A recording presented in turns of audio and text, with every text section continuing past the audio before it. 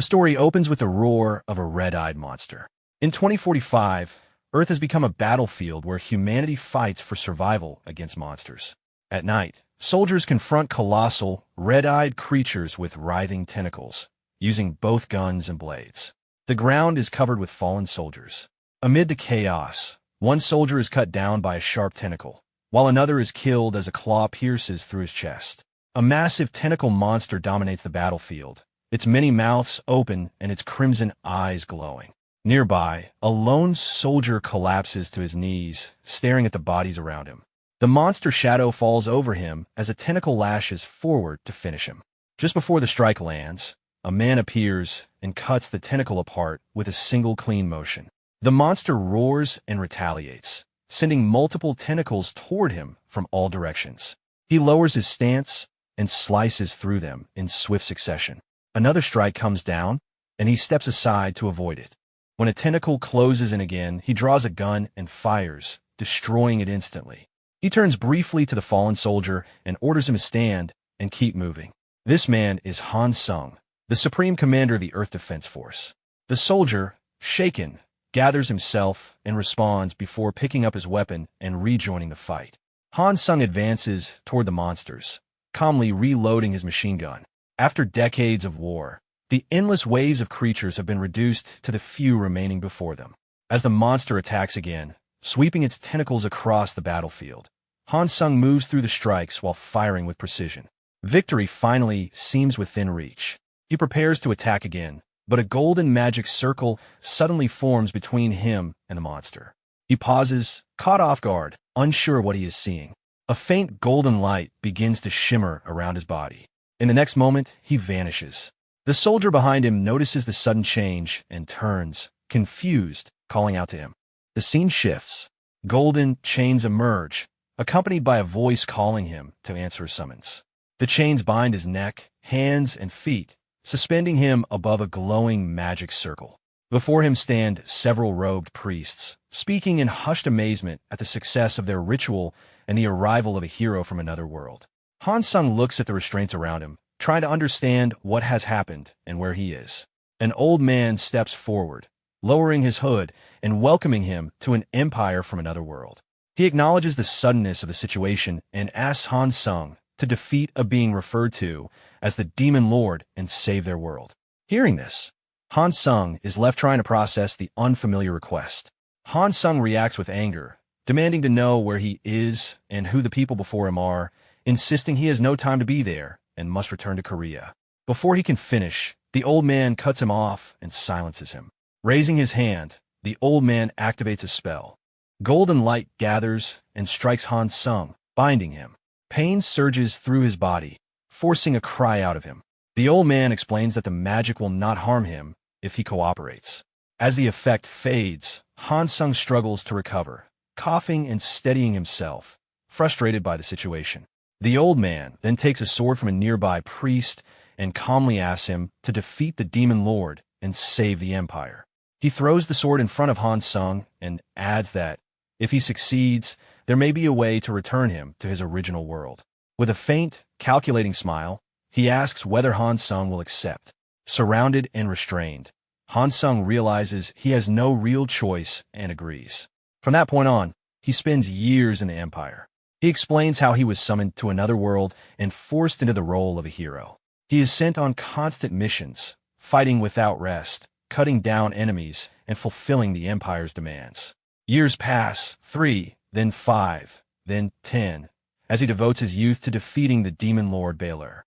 Throughout that time, he holds on to the expectation that he will eventually be allowed to return home. The scene shifts to a corridor within a medieval structure. The same old man stands holding a cup, assigning Han Sung another mission. Now dressed as a knight, Han Sung questions him, reminding him of the earlier promise. The old man responds calmly that saving the Empire did not end with the Demon Lord.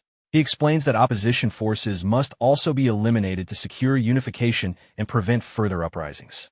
A poster on the wall identifies the next target, Bardell of the Teutonian Night Kingdom, labeled a dangerous individual. The old man instructs Han Sung to eliminate him, stating that doing so will earn his freedom. At the same time, he subtly reactivates the binding spell, reinforcing control. Han Sung, aware of his lack of choice, accepts internally, though with growing anger and resentment. The scene shifts again to the Teutonian Night Kingdom. On top of a castle wall, Han Sung engages Bardel in a sword fight. The battle ends when Han Sung drives his blade into Bardel's stomach. Wounded, Bardel acknowledges Han Sung's strength and questions his actions. Han Sung lowers his gaze and admits he had no choice. Bardel, recognizing him as the summoned hero, tells him not to apologize. With his final words, he warns that Han Sung himself will eventually be discarded as well. After Bardel collapses, Han Sung looks at the body and believes everything is finally over, expecting to return home. Unnoticed by him, a white-haired knight in armor approaches from behind. In the next moment, the knight strikes, driving his sword through Han Sung's back and piercing his heart. The attacker reveals himself as Count Brandenburg, praising Han Sung for his service and comparing him to a well-used hunting dog. He acknowledges Han Sung's contribution as both a grand general and holy knight of the empire. Realizing the truth, Han Sung understands that the promise to return him home was false. As Brandenburg withdraws his blade, he dismisses the need to keep someone like him alive, stating that a hunting dog only becomes dangerous once it starts to bite. Han Sung collapses to the ground as blood spreads beneath him. Lying there, he reflects on the betrayal. Though he expected resistance, the outcome feels deeply bitter. He resolves not to forget the humiliation. As his life fades, a blue light begins to glow from the wound in his chest. His final thoughts turn into a vow, directed at the empire that deceived him, as everything around him fades into darkness. The scene shifts. That night, as one life ends, another begins. A black-haired, blue-eyed baby wrapped in cloth slowly opens his eyes. A midwife announces the birth with excitement. On the bed, a blonde woman holds the child close, gently acknowledging herself as his mother. From the baby's perspective, Han Sung looks at the woman and the black-haired man standing beside her. He feels a sense of recognition. The man is none other than the continent's most powerful necromancer and dark mage, the Duke of Saxon. This place, he realizes, is Necropolis, the empire's center of dark magic, home to the Black Magic Tower. He understands what has happened. The stone of reincarnation he once hid has worked, granting him a second life. Though his rebirth was left to chance, he has been born as the eldest son of one of the empire's greatest noble houses. With time, once he learns necromancy, he plans to take revenge on the empire that betrayed him. The Duke, however, grows concerned when he notices the child is not crying. The midwife checks and confirms the baby is breathing normally, though she finds the situation unusual. The Duchess, worried, asks for a more careful examination. Han Sung, now aware of his state, finds the concern unnecessary and is irritated by the expectation that he should cry. The midwife reassures the Duke, but decides to stimulate a reaction by striking the baby lightly. The sudden action frustrates him further, though he cannot respond. The Duke remarks on the child's stubbornness, and the Duchess lightly agrees before asking to hold him herself. Now in his mother's arms, Han Sung braces for another strike, but instead of pain, he feels a gentle touch. The warmth of her hand brings an unfamiliar sensation. Memories of his past life, filled with battle and hardship, contrast sharply with this moment. He realizes how long it has been since he felt any form of comfort or care. Overwhelmed, tears begin to form. For the first time, he cries. The sudden change alarms both parents, who rush closer in concern, while the midwife reacts in surprise. Time passes. 8 years later, the Duke and Duchess sit together, reflecting on how quickly the years have gone by since Dale's birth. They speak about their son, noting his deep interest in books and learning from an early age. The Duke observes that Dale seems particularly drawn to magic. The Duchess reminds him of the promise he made, not to pass necromancy on to their son.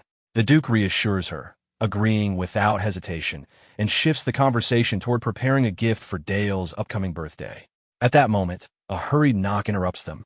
A maid rushes in, reporting something urgent in the study involving Dale.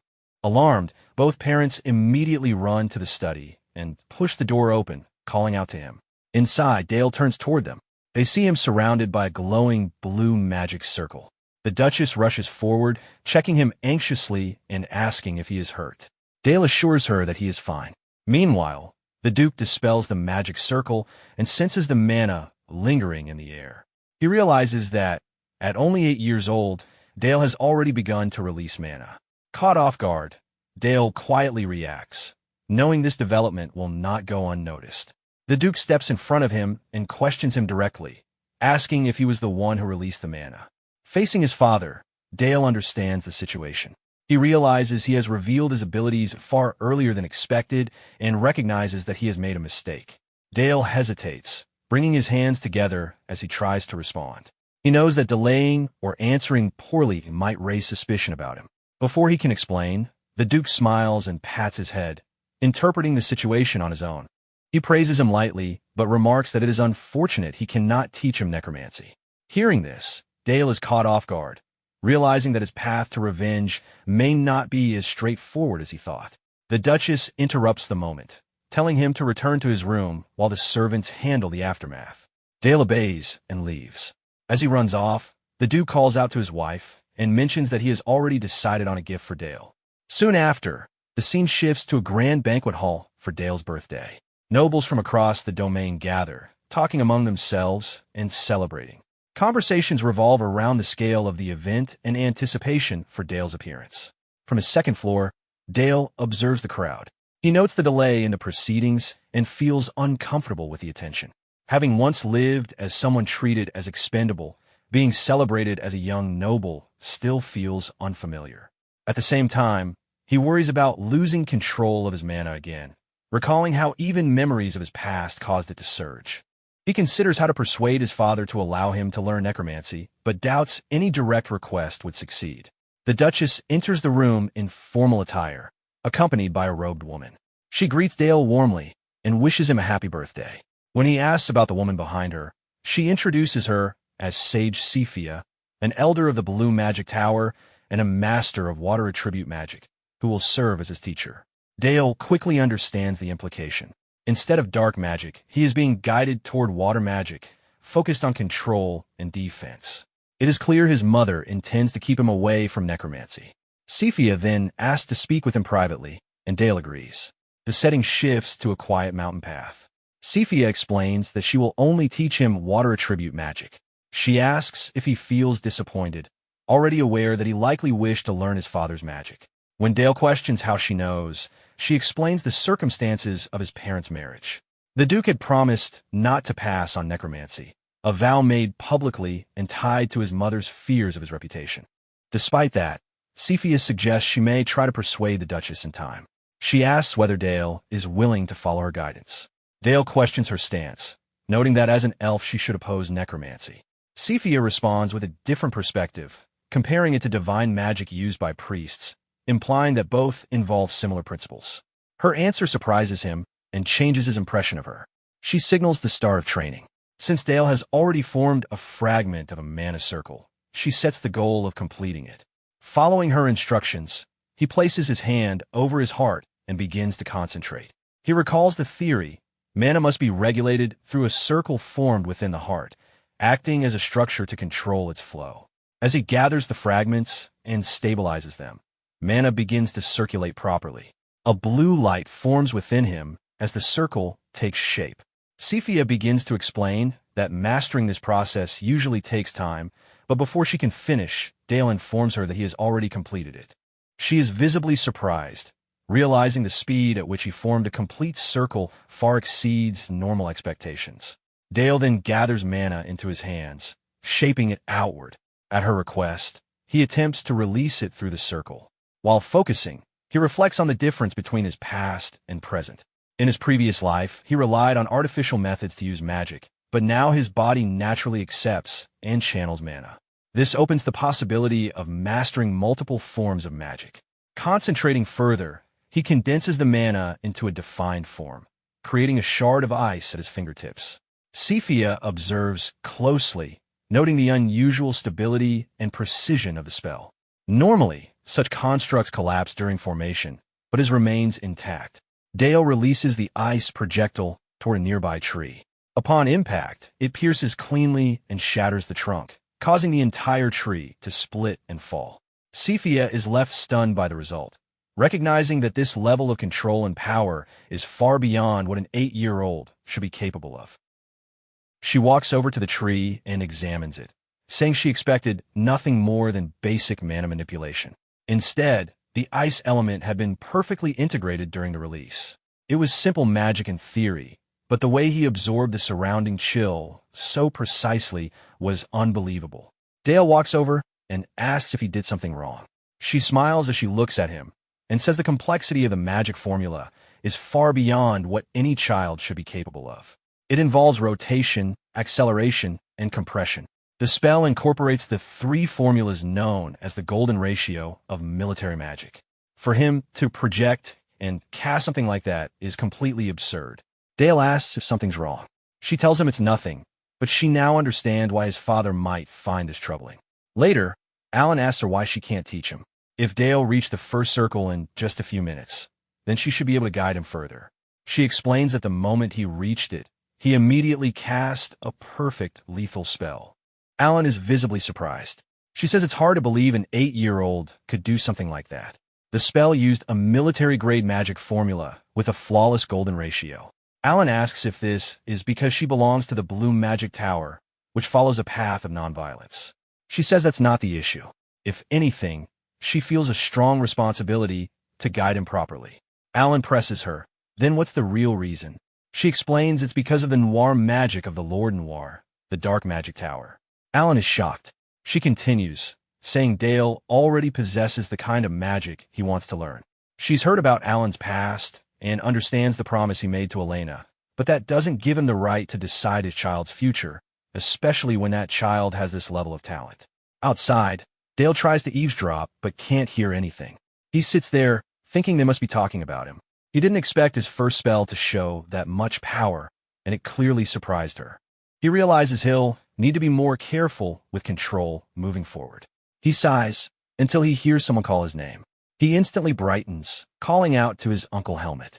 Helmet asks what he's doing there, and Dale asks where he's been.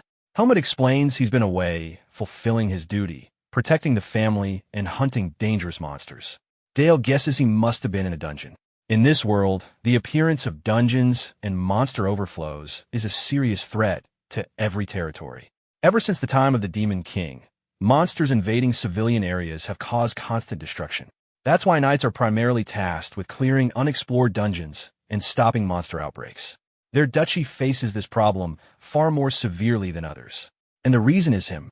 After Dale's past life defeated the Demon King, the Duke was ordered to turn that land into imperial territory by subduing the monsters that remained. Dale tells Helmet to stay safe. Helmet looks confused, asking what he means, just as Alan walks in, noting that Helmet seems to be in good health. Helmet greets him, and Alan thanks him for his efforts in the recent dungeon raid. Elena arrives as well, and Dale wonders why she's there.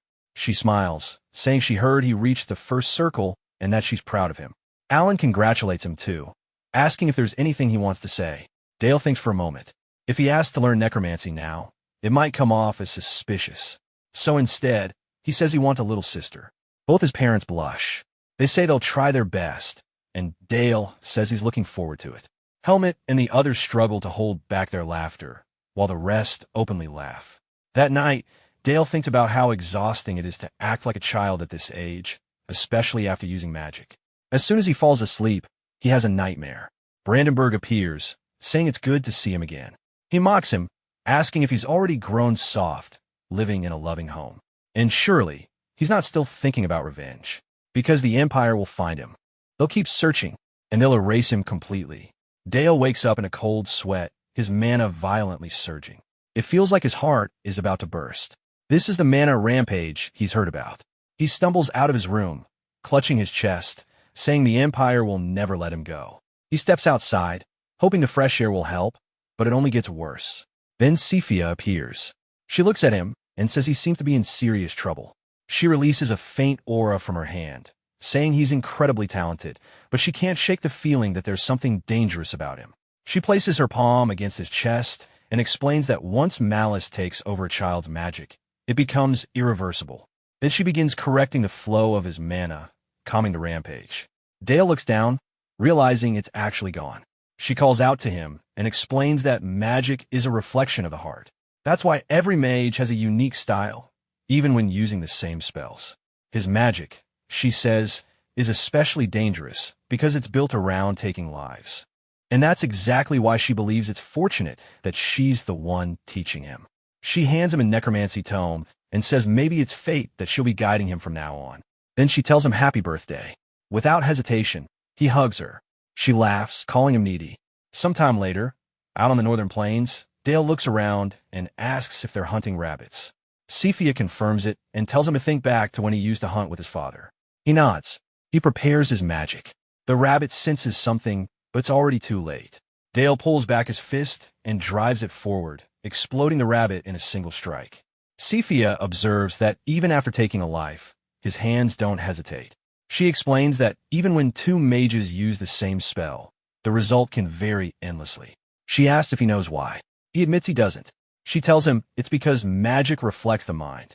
It materializes what's inside you through mana particles. In the end, magic reveals your inner world. He asks if that's a bad thing. She explains that terms like firewall are just tools, ways to stabilize imagination. Even magic towers operate the same way. The red magic tower values order through strength, while the blue tower values harmony. Each tower's philosophy shapes the form of its magic. There are others too, black, white, and green towers. She pauses, saying it might be a bit early for him to fully understand all of that.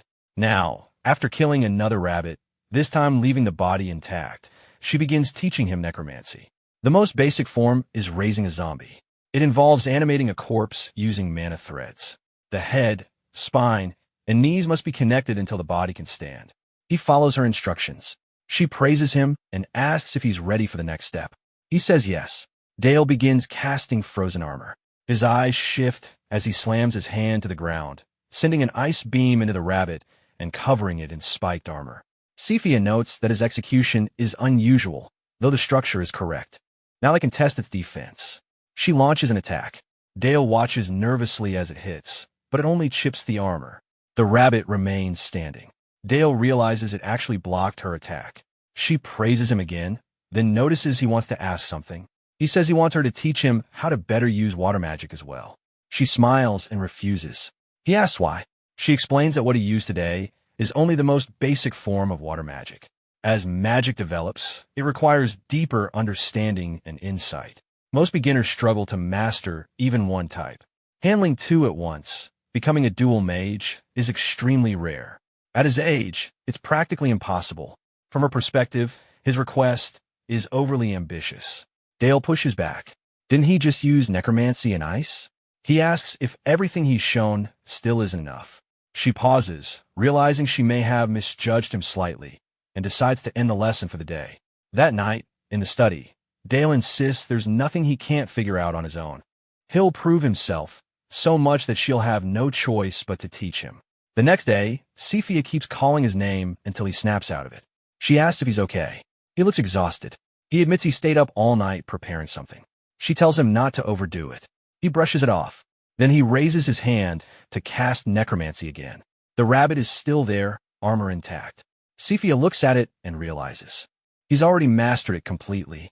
He then detonates the armor. Cracks spread across it before it bursts outward. Cephia immediately recognizes it, saying that's ice explosion. She looks surprised and then asks if that's all. As mana begins leaking from the rabbit's mouth, Dale controls it, forming a sphere at its stomach. Then it detonates again, this time with a massive explosion that sends shards of ice flying everywhere. Cephia quickly raises a barrier, once again caught off guard by him. She looks over at Dale.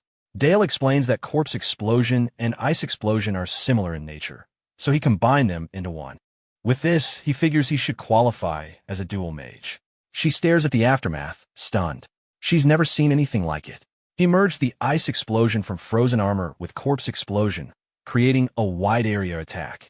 And it didn't stop there. The ice and bone fragments were launched like blades. It's the kind of magic built purely for killing. The kind used by someone who spent their entire life on the battlefield. She wonders what kind of mind could produce something like this. Dale suddenly turns and calls out to his Uncle Helmet. Helmet waves at them. Dale asks if he just got back from another dungeon raid. Helmet says they subdued a small group of monsters this time, but the Black Cavalry still had to put in work. The Black Cavalry, elite knights wielding aura-infused lances, are the unmatched cavalry force of their duchy, and their captain, Helmet, is one of the 7 sword masters on the continent. Dale reminds him of their promise to teach him swordsmanship, saying learning from someone like him is a perfect opportunity. Helmet laughs, saying of course he hasn't forgotten. Dale waves him off, saying he'll see him later. Helmet tells him not to stay out too long, it's getting cold. Cephia agrees, saying it's time to head back. That night, Alan asks Cephia to explain what she meant earlier. She confirms it exactly. Dale has already mastered his first circle in both necromancy and water magic. Alan points out that she was only supposed to teach him water magic. She admits she knows, but she chose to teach him what he truly wanted to learn. He made it clear he wanted more than just water magic. She apologizes if she overstepped. Elena asks her to continue teaching him water magic regardless. Cephia agrees and says she'll continue guiding him. As she leaves, she pauses and apologizes again for breaking their promise. Then she adds that their child is extraordinary. Becoming a dual mage at just 8 years old is unbelievable, though he can be frightening at times. Given who his parents are, it makes sense. After she leaves, Alan hesitates before telling Elena that he wants to teach Dale necromancy himself. He wants to give him the strength needed to carry the responsibilities of a lord. He apologizes. He explains that necromancy is still feared. People call it the magic of death. That's why Elena has always wanted to keep Dale away from it. But now, he wants to raise him into someone strong enough to ignore public perception. He asks if she's okay with that. She hugs him. He promises he'll train their son to become the strongest.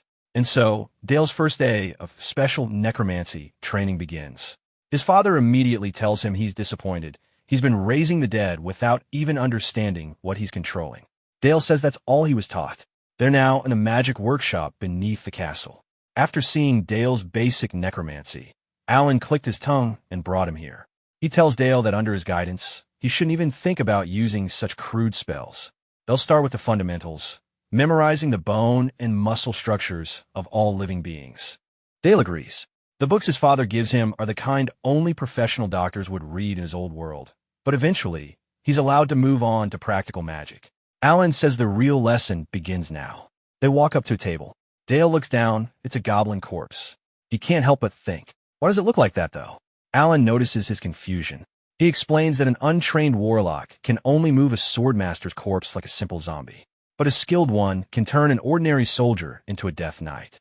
The corpse in front of him is just a basic undead. Alan asks how he plans to control it. Dale reaches out and releases his mana. He explains that unlike a rabbit, which is small and simple, a goblin is much harder to control. It's bipedal, with a more complex structure requiring many more mana threads. Suddenly, one of his mana rings breaks, and he loses control. He compares it to trying to operate an extremely complicated puppet. He realizes his mistake. He used post-mortem rigidity to increase durability, but that stiffened the joints too much. Now it can't move properly. He wonders what to do. Alan places a hand on his shoulder. He tells him the idea wasn't wrong. Reinforcing the body by accelerating post-mortem rigidity can increase durability. But the trade-off is reduced mobility. That's the limitation Dale now has to overcome. He tells Dale to watch closely, then begins channeling his mana. It wraps around the goblin's body, entering through its rib cage. His father explains that ribs are meant to protect vital organs, but since the body is dead, that function is no longer necessary. He redirects the mana, forcing it to shoot outward through the arm. Alan tells him to understand the structure of his target and reshape it to fit his purpose. Dale is stunned. He never even considered something like this. His father tells him this is the foundation of black magic. Dale then says there's something else he wants to learn, the mindset of the Black Magic Tower. His father smiles and asks if he wants to learn the truth. The truth, he says, exists within death. To reach it, one must understand the weight of life. Dale recalls his past life. Someone begging for mercy, groveling at his feet, and even then he raised his sword and cut their head off. He snaps out of it.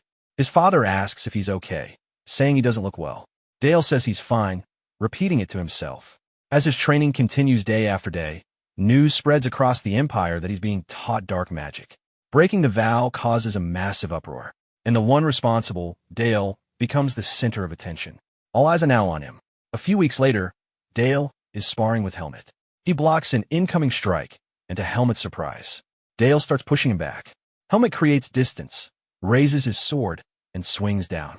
Dale follows the motion and counters, knocking the sword right out of Helmet's hand. Helmet stares in disbelief as it hits the ground. He admits it wasn't bad. Dale points out that someone like him wouldn't drop his weapon unless it was intentional. Helmet denies it. He says that if those techniques were used in a real fight, a normal person would have died instantly. Dale's swordsmanship is impressive, almost too good for a mage. After all, mages usually rely on guards for protection. There's no real need for him to train this hard. Dale disagrees. It wouldn't look right for the Duke's son to depend only on protection and defensive magic. And besides, how could he pass up the chance to learn directly from one of the continent's 7 sword masters? Helmet laughs, calling it a great answer. If he had a son like him, he'd have no regrets. Dale admits he didn't expect that kind of praise. Then his mother arrives. She says they both look like they're in high spirits. Dale asks what she's doing there. She says she came to see how hard he's been working and to share some news. Dale asks what it is. She reminds him about the birthday wish he made. At first, he doesn't remember, then it clicks. He asks for a little sister. She tells him he'll need to take good care of his sibling. Dale agrees, though they don't know yet if it'll be a boy or a girl. 10 months later, the baby is born. Dale can't believe it actually happened, and she's incredibly cute. Elena asks if he wants to hold her. He hesitates, asking if it's okay. She reassures him it's not difficult. Alan adds that he thought the same at first, but it's easier than it looks. He asks what Dale thinks. Elena laughs, saying the baby cries every time she holds her, but never when Dale does. She seems completely at ease with him. Dale smiles. Alan asks how it feels. Dale says she's light as a feather, but at the same time, she feels incredibly heavy. Alan nods. That's the weight of life, and it's something he should never forget. Elena claps, saying it's time for his lesson. Cephia is waiting. Cephia tells him today's lesson is real combat. Dale asks if he can go all out. She tells him not to hold back. He agrees and begins channeling his mana. She wants to see how much he's improved. He fires 2 ice bolts straight at her. She says the first one is too slow and easily blocks the second, even catching her hand. She asks why he's holding back. He's surprised. She throws it back at him, telling him to put up a barrier quickly.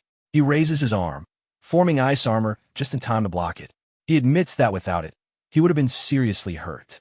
She's impressed he formed it that quickly. The armor starts to crack and chip. She tells him to attack again. Dale slams his hand onto the ground, creating an ice wall in front of them, almost like something out of Full Metal Alchemist. She questions why he'd use a defensive spell in the middle of combat. Yes, he increased its density by reinforcing the mana structure, but why now? She wonders if he's trying to catch his breath after her last attack. She suddenly senses something. Dale is about to cast Frost Explosion using a fragmentation formula. He detonates it, calling it a grenade, and it launches straight toward her. After the attack, Dale says it worked. The incantation compressed the already dense ice wall even further, and since the ice molecules have been strengthened beforehand, the result was an explosive release. It turned into a grenade, one that would be hard for even his master to avoid. He looks over and sees her body riddled with holes, and immediately starts panicking. Then she appears behind him, casually asking if he called for her. He lets out a breath of relief, realizing she just startled him. She tells him that was an impressive technique. She never expected a mere first circle mage to be capable of wounding a magic tower elder. Dale quickly says he didn't mean to hurt her. She tells him she knows, and she's grateful for it. He asks why. She explains that it means he trusted her enough to use his full strength. As his master, that makes her prouder than words can express. He asks if she really means that. She says of course, he's an excellent student. Then she asks how he even came up with that formula. He tells her it's all thanks to what she taught him. She smiles. Later, she looks concerned as Alan asks about the wound on her cheek. She explains she was careless during training, and that Dale's formula was exceptionally sharp. Alan says he's always indebted to her. She brushes it off, saying teaching someone as talented as Dale is a joy. Then Alan asks if he can make one more request. She tells him to go ahead. He explains they've received reports that a group of orcs has crossed the mountain range into their territory. Normally, a small cavalry unit could handle it, but he intends to send Dale along. She's immediately concerned, saying he's not ready yet. Alan explains Dale won't be on the front lines, but defending their land is the duty of their house. As the Duke's heir, he needs to understand that responsibility. No matter how much he loves him, Dale isn't exempt. She asks what he wants her to do. He says he'll be entrusting Dale with one of their artifacts, and wants her to guide him until he can control its power. Alan explains artifacts to Dale. They are objects filled with immense power and will, and they require a price, either mana or life, to use. The stronger the artifact, the more dangerous and unstable it becomes. Sometimes, they're fatal. Their family, however, has mastered how to handle them. As they walk to the artifact vault, Alan reminds him that as the Duke's heir, he must prepare for the upcoming battle. Dale pretends to be surprised, but internally, he's excited. Alan says he'll be joining the force to exterminate the orcs. But before that, he must learn to control the darkness their family wields. When the vault opens, Dale is genuinely shocked. Alan explains that these are relics from the Demon King's era, artifacts their family has managed ever since conquering his domain. They far surpass ordinary artifacts. Dale says he can feel the overwhelming mana radiating from them. Alan warns him, they're all incredibly dangerous. Until he learns control, he shouldn't touch anything recklessly. But when Alan looks over, Dale is gone. Moments earlier, Dale had wandered off, searching for an artifact that suited him. One of them, a shield, begins speaking to him. It says it knows he seeks revenge. It can feel his hatred, and it's not the only one. Multiple artifacts begin calling out to him. They resonate with the resentment inside him. But to Dale, it's not enough. He needs something stronger. Then he notices a cloak. He wonders when it appeared and recognizes it immediately. A shadow cloak. During the hero's era, the Duke of the Demon King's army used this top-tier artifact. It could give physical form to shadows, making its wielder nearly impossible to fight.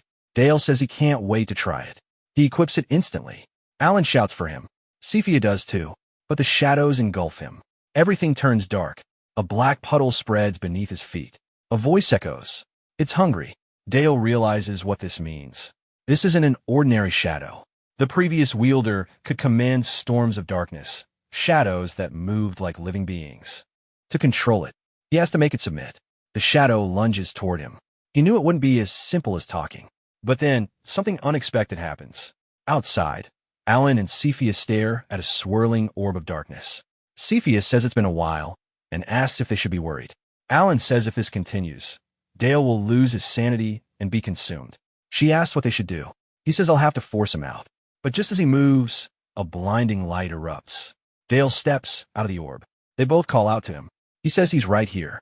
Sephia rushes over, asking if he's okay. He says he is. Alan, however, is stunned. He can't understand how a child endured something like that, and came out completely unharmed. Dale tells his father he has a question. His father tells him to go ahead. Dale asks if he can try out the other artifacts too. Both Alan and Sephia look confused, but Alan agrees. Dale thanks him, and just like that, he spends the entire day and night exploring the vault. Just feeling Helmet's aura is intimidating.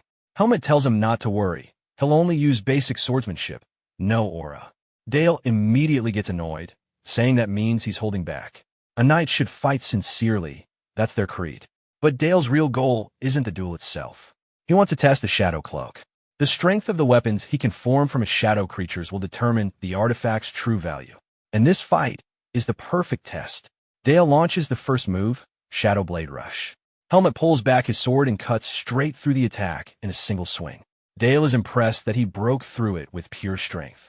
Helmet laughs, saying it's good, and then charges forward. He swings at Dale. Dale melts into the shadows, dodging the attack, and counters. Spikes erupt from the ground where Helmet stood. Helmet calls it fascinating and swings again, this time aiming for Dale's face. Dale blocks with his shadow, but it starts to crack under the pressure. He pushes back, sliding across the ground, but manages to hold. Helmet is impressed. He says that strike carried enough force to break a normal sword clean in half. That's the difference between a standard weapon and a top-tier artifact. Then Helmet says he wants 10 more exchanges. They continue the duel. The knights watching are stunned. No one has ever lasted more than 2 exchanges against their captain. A few days later, on the day of deployment, Elena says she's going to talk to Alan again. No matter how she looks at it, she can't accept sending Dale somewhere so dangerous. Dale reassures her, Alan and Helmet will both be there. She still worries that something could go wrong. Dale tells her he needs to become stronger. One day, he'll have to carry the weight of the dukedom. And when that time comes, he'll need the strength to protect her, his father, and his little sister, Liz. That's why he needs this experience now. He wants to be strong enough to protect them. Elena smiles and tells him to go. He promises he'll be back soon. He mounts his horse and heads to meet the others. Helmet arrives as well, telling Alan they're ready. Alan turns to Dale and tells him to give the order to march. One day, the Black Cavalry will be his to command. They are his knights. Dale feels the excitement. This will be his first battle as their leader. This time, it will be different. He raises his voice, telling the men that their moment has come. They are the proud swords of Saxon. They raise their lances and respond as one. Then they charge forward. They have 250 cavalry. An elite ranger unit is stationed in the White Mountains. The Winter Wardens will also join. Their target 1,000 orcs. The orcs have crossed the mountains, moving upstream along the Saxon River to escape the cold and starvation. Eventually, they'll head downstream. So the plan is to strike first, cross the lower river, and ambush them. But crossing a river that deep isn't simple. As the soldiers hesitate, Cepheus steps forward. She tells them to move aside. She'll handle it. Dale lights up, surprised she came all this way to help. Despite her philosophy of harmony and nonviolence, she places her hands on the ground and creates a massive bridge of ice. The army crosses. She tells them to go and wishes them victory. Alan thanks her. Dale tells her he's heading out too. As he rides past, she smiles softly. It's strange how much a student can make their master worry. Sometime later, at the orc camp, the hidden rangers begin their ambush. The rangers unleash a volley of flaming arrows, raining down on the orc camp. Many are killed instantly, while others tank the hits and go berserk. Helmet gives the order. 1st, 2nd, and 3rd Cavalry battalions form a wedge and charge. As they advance, Helmet asks Dale what he thinks. Dale analyzes it instantly. Each horse's hooves strike the ground twice per second, putting them at roughly 40 kilometers per hour. Combined with the weight of armored riders and long lances locked in place, the impact force is overwhelming. With aura enhancing the formation, even orcs won't be able to stop it. This will be completely one-sided. Alan confirms this is the true strength of their cavalry. But Helmet warns them not to relax. This is just the beginning. The orcs adapt quickly, raising tower shields and spears, resisting the charge. Helmet notes that while the ambush worked, it wasn't enough to wipe them out. He orders a retreat to regroup and finish them with rotating charges. A signal flare fires. The cavalry pulls back immediately. The orcs hesitate, confused. Then they spot a retreating knight. They throw their spears. One hits, killing the horse instantly. Dale sees it happen. Alan remarks that it's unfortunate. One knight is already down. Dale can't accept that. Why are they already riding him off? He asks why they're just standing there, watching one of their own die. Helmet looks to Alan. Dale doesn't wait for an answer. If the knight falls completely, it'll be too late. At this distance, he needs a single precise shot, one powerful enough to pierce an orc's thick hide. So he starts modifying the formula. He adds a high-precision projectile structure, then a ballistic trajectory calculation for stability. That should be enough. He calls it the Barrett M98B Lapua Magnum formula. He points his finger like a gun. Just as the orc moves in for the kill, Dale fires. The orc's head is blown clean off. Helmet is stunned. That shot came from a massive distance, with insane accuracy. Alan is just as shocked. Dale, however, is already moving. Helmet asks where he's going. Alan tells him to let him go. At his age, he just created an original magic formula with that level of destructive power. That means his inner world is already nearing completion. Dale focuses on the battlefield. The orcs are regrouping, and now there are two problems. First, the fallen knight has shaken morale. Second, his original formula is too long for real combat. He needs something faster, simpler. He shortens it. Ice 98 Magnum. Still too long. He settles on one name. Ice Bullet. The soldier looks at him in shock. Dale fires instantly. The orc's head explodes. The soldier asks why he would save someone like him. Dale dismounts and tells him not to worry. House Saxon doesn't abandon loyal swords. Two more orcs rush in. Dale extends his hand. Shadow blade shoots out. One is cut down instantly. He commands it to consume. The other watches in horror as his ally is devoured, reduced to bones before his head is sliced off. It rolls across the ground, the body already stripped clean. Dale casually asks why it's still standing, and fires another ice bullet, splattering himself in orc blood. The soldier is still shaken, saying his legs won't move. Dale realizes what he has to do. He lifts him, Princess carries him, and brings him back to Helmet, saying he'll handle the rest. Helmet rallies the troops. Charge forward, for their house and for the young master's bravery. Back at camp, Alan tells Dale the orcs have been completely subdued. But he has a question. Why did he charge into enemy lines alone? That was reckless. Dale doesn't understand why he's being scolded. So he asks his father directly, why did he rush in? Because Alan himself said these knights are his future to lead. He simply acted in accordance with that responsibility. Alan says that reasoning is weak. Dale is confused. His father is known for valuing his knights, so why act like this? He asks why Alan stood by while one of them was about to die. Alan explains, the Northern Territories constantly face monster hordes. Knights on the front lines don't fight expecting to be saved. Dale argues that he still wanted to save a loyal knight. Alan counters, by doing so, he may have planted the idea that someone will always come to rescue them. And if that mindset spreads, how many knights will actually survive? Then Alan asks how many knights with that mindset would actually survive. The knights of their territory sharpen their blades endlessly to face the threats around them. Only when they reach their absolute limit will he step in himself. And that is the noble duty their house must carry. Dale admits he's right. It's a logical argument he can't refute. He already knew this in his previous life. Yet somehow he forgot. His father places a hand on his shoulder and tells him that the way he acted on his own will was impressive and that he should never lose that spirit. Dale nods. He understands. As Alan opens the tent, he tells him it's time to head back home. The story of Dale charging into a horde of orcs to save a single knight spreads across the empire. It's mostly true, with just a bit of exaggeration, but it spreads like wildfire. Even though Dale finds it embarrassing, it breathes new life into the duchy. A few days later, at the training grounds, all the knights kneel as they greet him. Dale tells them that this isn't necessary. Helmet tells him to stand tall, to carry himself with pride. Then he turns to his men and tells them that for the future of the young master, they must become even stronger.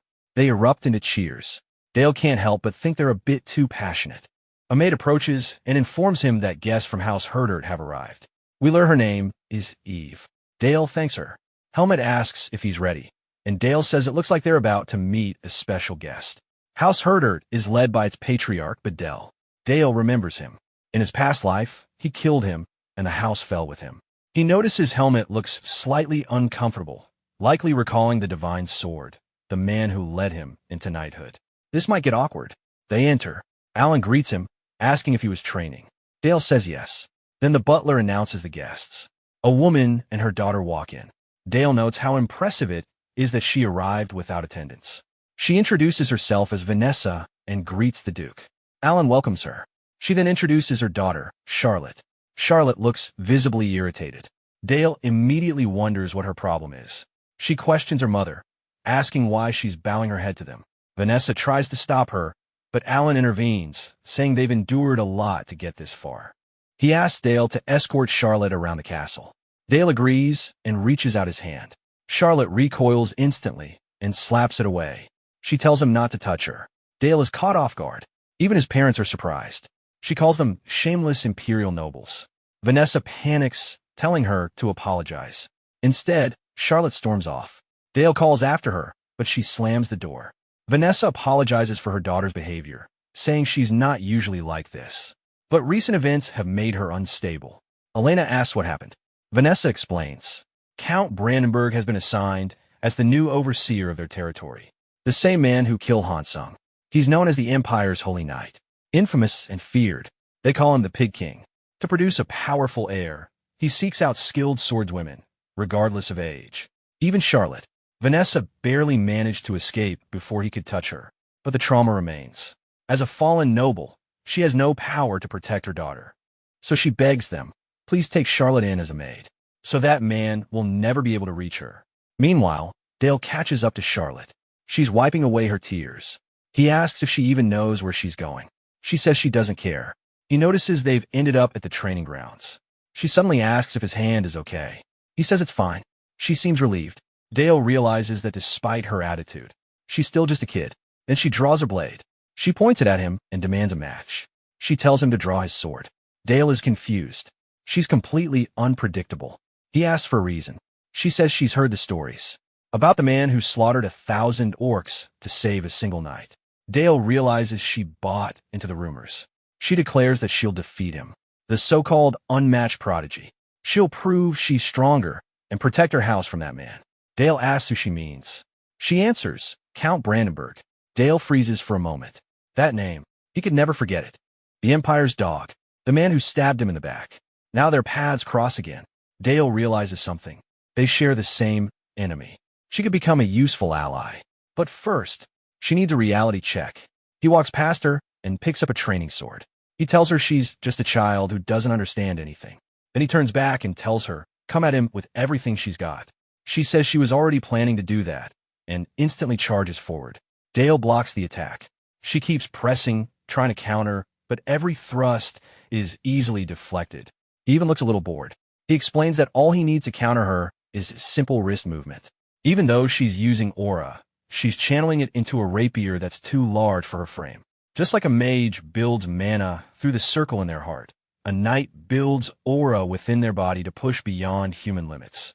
She really is a knight at her core. She prepares another strike and thrusts again. This time, he actually has to block it properly. She claims that at this level, she has the advantage. She remembers her past. Her father was gone before she was even born. But every night, her mother told her stories about him. She was told she had to protect their house in his place. As the daughter of the Divine Sword, even after their kingdom fell, even after their house collapsed, her sword never stopped. So why? Why does it keep getting stopped by this boy? Something has to be wrong. Dale deliberately leaves an opening. She takes the bait and lunges. But the moment she strikes, he deflects her blade, keeps pressure on it, and then snaps his wrist, sending her sword flying out of her hands. She stares in disbelief. She's the daughter of the Divine Sword. So why can't she win? Dale answers calmly. Because she isn't the Divine Sword. Her pride as his daughter isn't wrong. But as she is now, she can't protect her house from that man. The Holy Swordsman is 10 times stronger than she is right now. She asks what she's supposed to do. Dale turns and begins walking away. Then he says it. He swears on his family name that he will protect House Herdard. She's stunned. He continues, until she becomes strong enough to defeat him herself. He'll be her shield. She asks why. He tells her it's because her sword is worth it. But in return, she has to swear to become a sword for him. For House Sachsen. She accepts instantly. She swears her oath. Dale notes that it may sound like a childish promise, but the resolve behind it is strong enough to be called a vow. That night, in his father's office, Alan brings it up. Charlotte has officially joined their house as a maid, and surprisingly, she accepted without hesitation. He asks Dale what happened between them. Dale explains that they made a promise in the name of House Sachsen. He swore to protect House Herdard. Alan asks if he invoked their family's name out of pity. Dale says no. Alan then asks what he's gaining from this. Dale explains that the Divine Sword bloodline carries immense talent. They made a new oath together. What he wants is a new Divine Sword, one that will fight for their duchy. Alan is impressed. He says that's good. Dale adds that the last of the Divine Sword's bloodline is now under their roof, and that's a solid blow against Brandenburg. Meanwhile, Brandenburg is furious. He can't believe that arrogant fool made the first move. He's angry they failed to capture a single girl. One of his men reports that the assassin he sent was killed before reaching House Sachsen. They suspect Charlotte fought them off herself. Brandenburg calls them useless. He walks over to his sword, recalling the moment he betrayed Hans Sung. He smiles. Those were good times. He picks up the holy sword Durandal and licks it. He mutters about his future bride. He'll make sure she bears the perfect heir to wield the holy sword. He orders his men to contact the Thieves' Guild. Send them into the Duke's territory. Pay whatever it takes. Just bring Charlotte back to him. It's been a week since Charlotte swore her oath. She begins adjusting to life at the estate. Instead of just physical training, she's now also learning maid duties, etiquette, discipline, proper conduct. But she still spars with Dale every day. We see them training again. Helmet asks if they're ready. Dale says yes. Charlotte raises her blade. Helmet nods and tells them to begin. Sparks fly as they clash. Dale goes on the offensive, forcing her into a defensive stance. He unleashes a relentless barrage, but she keeps up, blocking every strike. Helmet watches closely. Is this really a fight between children? They may not be on a knight's level yet, but their speed and killing intent are impressive. Dale suddenly grabs his cloak and throws it forward. Charlotte realizes what he's doing. He's blocking her vision. But before she can react, Helmet steps in and stops the match. He says that was excellent work and that Charlotte did well. She snaps back, telling him to stop with the empty praise. She asks what she's lacking. Helmet answers bluntly. If he doesn't push himself, she might catch up to him sooner than he expects. Later, during magic training, they go over mana circles again. The process is mostly the same, You sense the flow of mana circulating through your heart. Wait until it stabilizes. Then engrave that pattern into your body as a mana ring. The problem? It usually takes decades. Sephia, however, is completely confused. He's already completed his second circle. Dale explains, in this world, a mage's mana circle is measured in RPM, rotations per minute of mana flow. A typical first circle mage reaches around 300 revolutions per minute. Right now, his first circle is spinning at 2,000 revolutions per minute. His second circle is already at 400 revolutions per minute to form a new circle. The minimum requirement is 300 revolutions per minute, which means he's already qualified for the third circle. Since he's reached this point, he decides to run an experiment. He wants to enhance his ice bullet. Y equals VT, he strengthens the molecular bonds to increase mass and hardness. Then simulates a large caliber barrel to boost rotation and velocity. He calls it AP Roundy Fires. The projectile spins violently and drills straight through an entire tree. He pauses. Was it always this easy to create something like that? Sephia claps, impressed. She says he always learns incredibly fast. Dale tells her it's thanks to her. She's his master. She smiles. From saving a knight to helping Charlotte, he always uses his strength for the right reasons. His growth may be monstrous, but he isn't. She hugs him tightly, saying she's proud of him. Dale immediately blushes. He says she's way too comfortable with physical contact. This is awkward. Later that day in the courtyard, he's still thinking about it. She probably just sees him as a kid, but he shakes it off. No time for that. Training comes first. He casts Ice Wall, reinforcing it, then prepares another attack, Ice Bullet. But this time, buckshot variation. He fires. Multiple pellets scatter, bouncing inside the ice wall, building pressure until the wall shatters. The fragments ricochet wildly, even back toward him. He quickly deploys a barrier to block it. Next time, he'll try a slug version instead. Charlotte calls out to him. He turns. She says she's been wondering where he's been training. He asks if she's nearby practicing. She nods. She's working on the footwork helmet taught her. He says she really seems to enjoy swordsmanship. She admits that she does. Then she hesitates. She wants to apologize. She reflects on how rude she was before. Corrects herself and calls him young Master Dale. He laughs, says he didn't expect that, then tells her he'll forgive her. She lights up. He also tells her not to be so formal with him. They start talking casually. She says she likes the weather here. She can train late into the night, and the cool air keeps her refreshed. Dale watches her smile, sees how passionate she is. It makes him a little happy. Elsewhere, Elena watches them from a distance. She says time flies. Their son is already at that age. Alan agrees. They look good together. Elena says they need to keep an eye on them. But she's already decided what she has to do. As a mother, she has to guide her son to follow his feelings. They are completely misunderstanding the situation. Later, at the outskirts of the duchy, Elena is distributing supplies to the slums. Every week, she brings food, essentials, and even helps people find work. This year, Dale and Charlotte have started helping her. Charlotte notices a child crying. She asks what's wrong. The boy begs for help. His mother is in danger. Dale immediately senses something off. Still, they follow.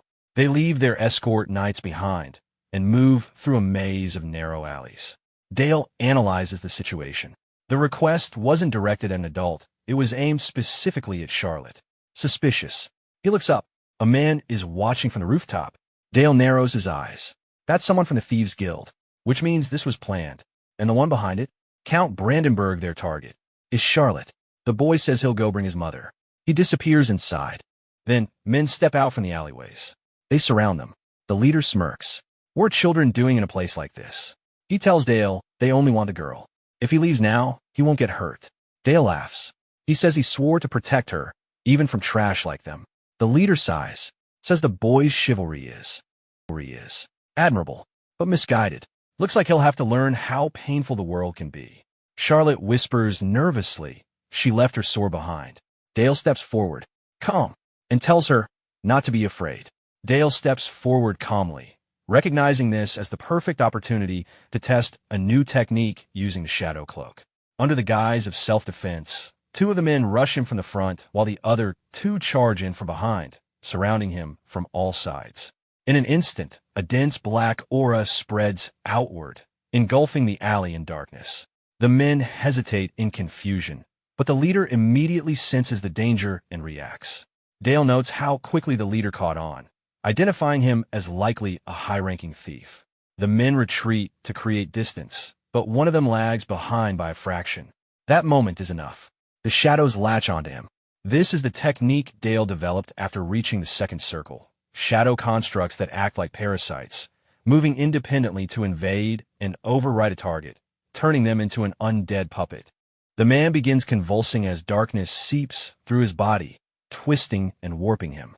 The others can only watch in horror as he transforms, his movements becoming unnatural, his body jerking and distorting until he is no longer human. Hunger replaces his voice. They realize immediately he has been converted. The leader snaps out of it and orders his men to stop hesitating and kill both the undead and Dale, regardless of his status as the Duke's son. He believes that if they simply stab him, he will die like anyone else. The leader then launches forward, moving erratically through the alley at extreme speed, using walls and surfaces to propel himself. His aura flares as he executes rapid assassination maneuvers, confident that no one could block such attacks in this environment.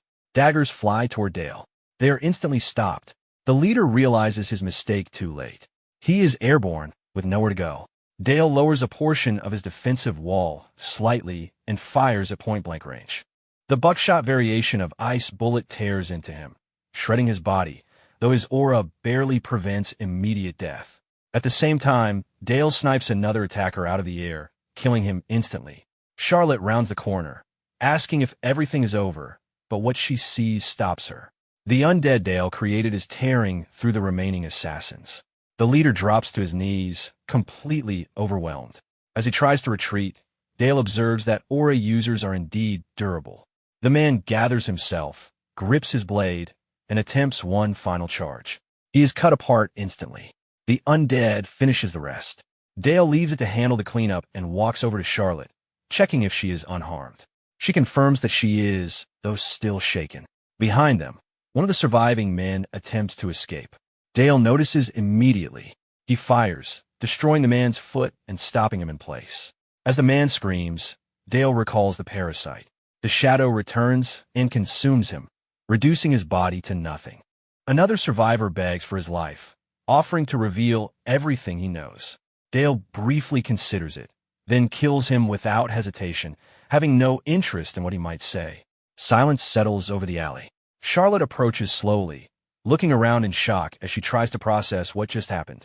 Dale explains that this is the true face of House Sachsen, the power that others fear, and the same power that will protect her. He questions how she feels seeing it firsthand, whether it frightens her. She admits that it does, at least a little, but accepts it because he used that power to protect her. After the vow they made, she has already decided. His house will serve as the shield that protects hers, and in return, she will become the sword that fights for him. She resolves to grow stronger. Dale is impressed by her resolve. He then admits that part of the reason he brought her into his household was due to guilt over what happened to her father 24 years ago, when he killed him on the castle wall. He extends his hand, acknowledging that her decision to stand by him carries far more meaning than he initially realized. Elsewhere, at Count Brandenburg's estate, he reacts with fury upon receiving a box containing the severed head of one of his men. Along with it comes a letter from Duke Alan, formally inviting him to visit the duchy. The message is polite, but the intent is unmistakable. This is not a request. It is a command. Brandenburg understands that he cannot refuse. A few days later, he arrives at the Saxon castle. Alan greets him with composed courtesy, expressing appreciation for his prompt arrival despite the short notice. Brandenburg responds outwardly with confidence, masking his tension, but his attention immediately shifts to Dale and Charlotte. Alan addresses the recent incident, the attempted kidnapping carried out in broad daylight, which has already become a matter of widespread concern throughout the empire. He makes it clear that he can infer the circumstances behind it and expresses disdain that someone who claims loyalty would be involved in such disgraceful actions. Before Brandenburg can respond, Alan raises his hand. A massive surge of aura erupts across the room. Brandenburg barely manages to block it using his holy sword, but the men accompanying him are not as fortunate. They freeze in place as their bodies begin to disintegrate. Their pleas for mercy are cut short as they turn to ash. Brandenburg watches in shock, realizing that even elite knights could not withstand that power. He recognizes the terrifying extent of Alan's mastery over dark magic. He attempts to protest, but Alan silences him immediately. The atmosphere shifts completely. Alan steps forward, his presence alone overwhelming the space. The command is absolute. Brandenburg is ordered to kneel. When he hesitates and questions the consequences, Alan makes it clear that there will be no second warning. The weight of his authority leaves no room for defiance. Brandenburg grits his teeth, acknowledging that even though he has justification on his side, he hadn't expected the Duke to push things this far. Despite his frustration, he lowers himself to his knees. Alan states that, as Brandenburg already understands, he summoned him here in the interest of maintaining peace. However, he makes it unmistakably clear that if Brandenburg ever lays a hand on those children again, he will personally erase every last member of House Brandenburg. He asks him to accept this warning sincerely. The tone shifts as Alan calmly remarks that Brandenburg must be tired from his journey and should go rest and warm himself. Brandenburg restrains his anger, responding that the Duke's generosity is humbling, but circumstances prevent him from staying any longer. Alan simply smirks, offering a polite remark about wishing him a safe return. Dale observes that what his father just demonstrated to one of the Emperor's most loyal retainers will not go unnoticed. This moment will become the spark that ignites unrest across the Empire. What begins as a small ember will spread into something far greater, and eventually, it will become his responsibility to cut down the holy swordsman himself. He hopes the day comes sooner rather than later. Once word spreads that Brandenburg was forced to kneel before the Duke, the very core of the Empire will begin to shake. Outside Alan's office, a cloth is lifted from a table, revealing several bodies. Cephia asks what she is looking at. Alan explains that these are the corpses of members of the Thieves' Guild who attacked Dale, and that every one of them was dealt with by Dale himself. She reacts with visible shock. Some of the bodies are torn apart, others riddled with holes, their insides exposed. For the first time, doubt creeps into her mind. She begins to question whether her teachings have led him down the wrong path. Alan points out that this is precisely why someone like her is needed. Guiding a talent as extraordinary as Dale's requires more than raw strength. It requires wisdom. He offers her the position of chief advisor. She understands what that means. He is not just asking her to remain as a teacher, but to become part of the household itself. Alan emphasizes that Dale depends on her deeply. Even he cannot guide the boy with strength alone, but with her support, things can change. She accepts, recognizing the weight of responsibility she is taking on. At this moment, her most important task is to understand how that child sees the world. Time passes, and it becomes Dale's 10th birthday. Unlike the previous year, the celebration is much larger, with even more nobles from the imperial court attending. Among them, the most notable guest is Marquis Uris. Earlier, guests have been admiring the lavish preparations, surprised by how refined everything is. Many of them realize their previous assumptions about this place have been completely wrong. Dale understands exactly why they are here. The central nobles of the imperial capital, aligned with the Emperor's faction, form the largest and most powerful political force in the Empire. Their presence at this banquet is not simply ceremonial, it serves as a warning. It is a message from the imperial family that any insult toward the holy swordsman will not be ignored. The one delivering that message stands before him, Uris. Known as the Crimson Lord, Uris is the master of the Red Tower, a man who pursues strength through flame, fury, and absolute order. The Red Tower's mages are infamous for their belief that power defines righteousness, and they have never hesitated to act in pursuit of ambition. Dale himself had once been subjected to their experimental modifications. Uris acknowledges Dale's reputation, recognizing his unmatched magical talent and the rumors that he single-handedly eliminated a horde of orcs to protect his family's knights. As expected of the Duke's son, Dale responds politely, expressing hope that Uris enjoys the evening and thanking him for his words. Afterward, Dale steps away from the banquet hall, feeling drained. Being celebrated like this every year feels exhausting.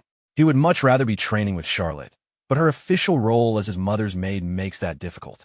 If it became known that the daughter of the Divine Sword was sparring with him, it could put her at risk. He considers training alone instead. Then he hears a scream. A man's voice follows, telling a maid to learn her place. Dale recognizes the voice and moves toward it. He finds Eve pinned to the ground, pleading for them to stop. The man mocks her for invoking the Duke's name, questioning how someone of her status could dare to do so. He draws a knife, pointing out that everyone is busy celebrating the young master's birthday, and presses the blade to her throat. He suggests that instead of wasting time, he would rather spend it with her, warning that if she resists again, he will kill her. He tells her to stop resisting and obey. Dale steps in. In a world built on strict hierarchy, no one expects someone like him to act first. But he does. A shot flies past the man's ear. The man freezes, dropping to the ground in shock. Dale could have killed him, but chose not to, at least not yet. He knows that directly opposing people tied to the Emperor is not a trivial matter. Even so, he has no intention of backing down. The man demands to know what he thinks he's doing. Dale gives a single command. Kneel. Petro questions what Dale is talking about, but Dale immediately presses him, asking if he's deaf and ordering him to get on his knees and apologize to Eve, making it clear that she serves his household and is a member of House Sachsen. Petro grows irritated and declares that he stands there as a representative of the Emperor himself. From his perspective, being insulted over the defense of a mere maid is equivalent to insulting the Emperor. Dale responds by questioning whether the Emperor takes pleasure in violating servants from noble houses for sport. Petro reacts with outrage, demanding how he could say something like that. At that moment, Alan and the others arrive at the scene. Dale gives Petro one final warning, telling him to kneel. Yuri's finds the situation amusing. Alan asks what is happening, and Dale explains that Petro attempted to assault Eve. Petro quickly shifts his tone, expressing relief that Alan has arrived and claiming that the young master is acting recklessly. As Petro begins to stand, Dale immediately stops him, making it clear that he never gave permission for him to rise. Dale then addresses everyone present, stating that those entrusted to act in the Emperor's name carry a great responsibility. Yet this man has tried to defile a maid, thereby tarnishing the Emperor's name.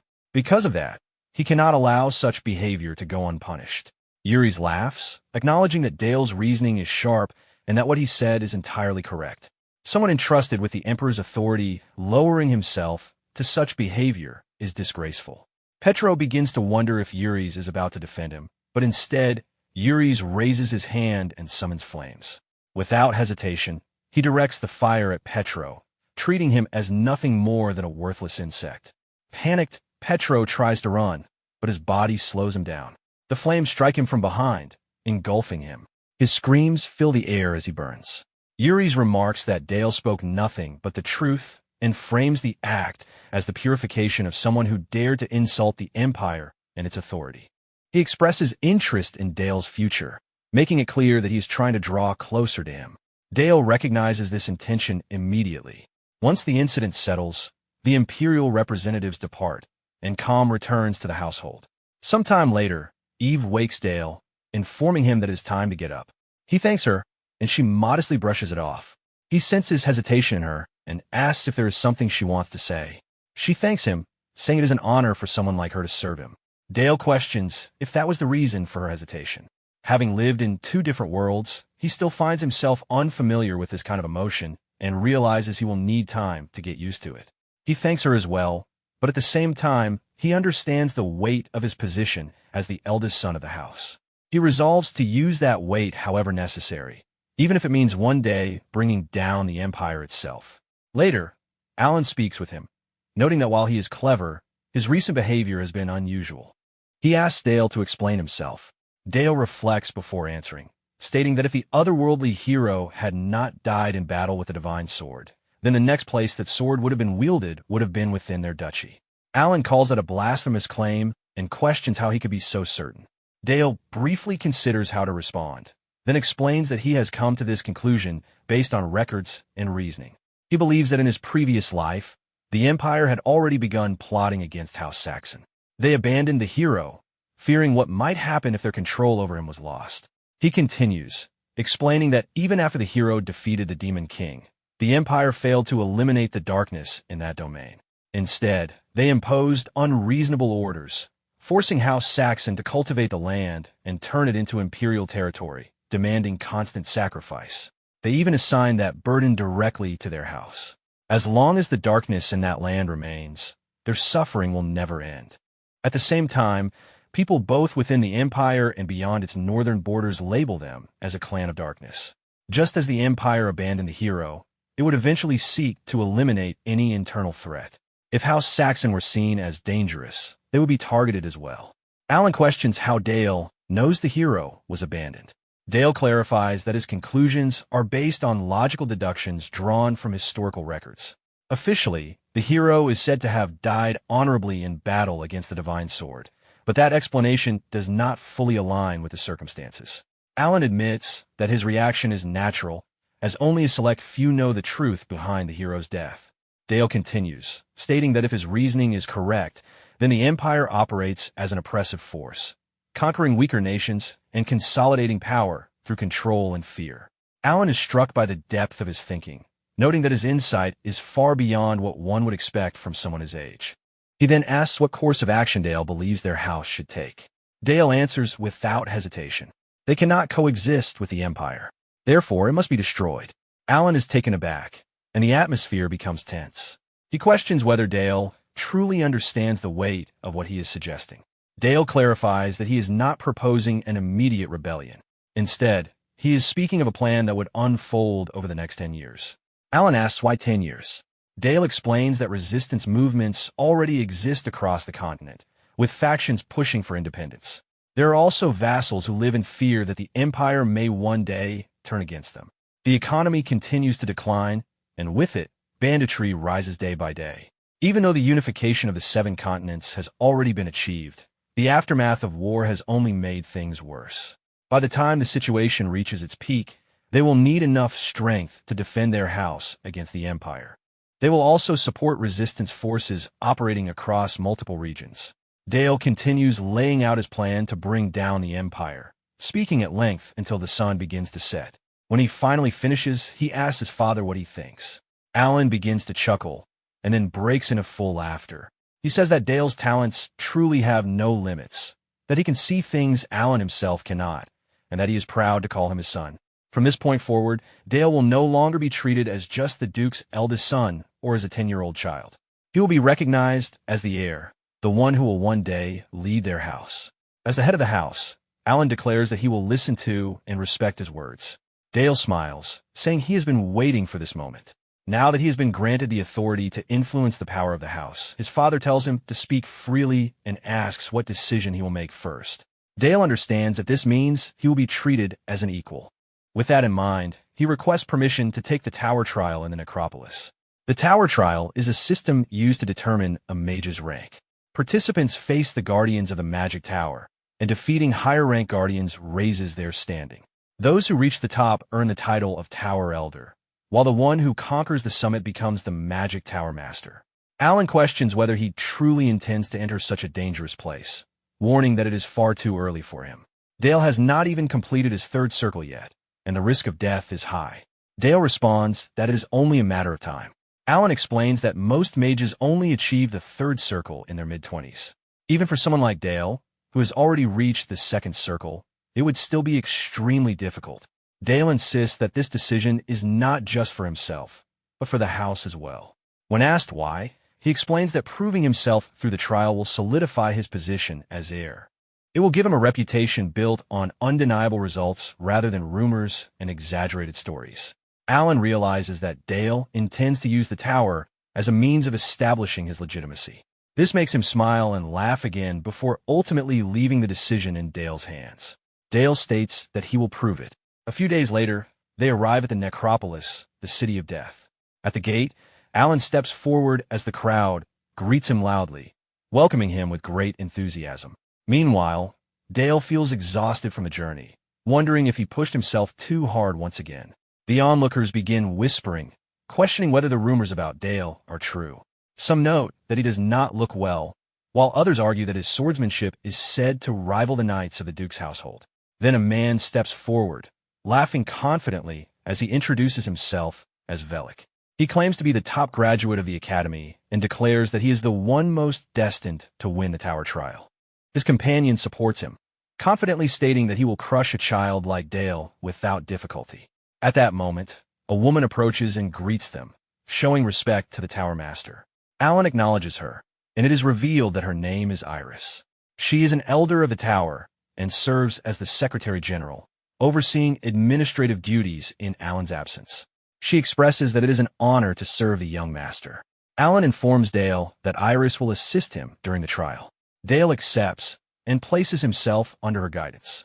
Iris explains that 59 Academy graduates have gathered, and all of them will participate in the trial alongside him. She opens the doors, revealing the other participants inside. Standing before them, she begins explaining the first stage, the first-tier trial. She instructs everyone to check the necklace around their necks, known as the life necklace. The trial is essentially a battle royale based on life points. Each necklace contains a protective shield spell and a single life point. When a participant lands a valid hit using the corpses scattered across the field, the opponent's necklace activates its shield and shatters, resulting in elimination. The attacker gains 1 additional life point. Any participant who reaches a total of 3 life points advances to the next floor.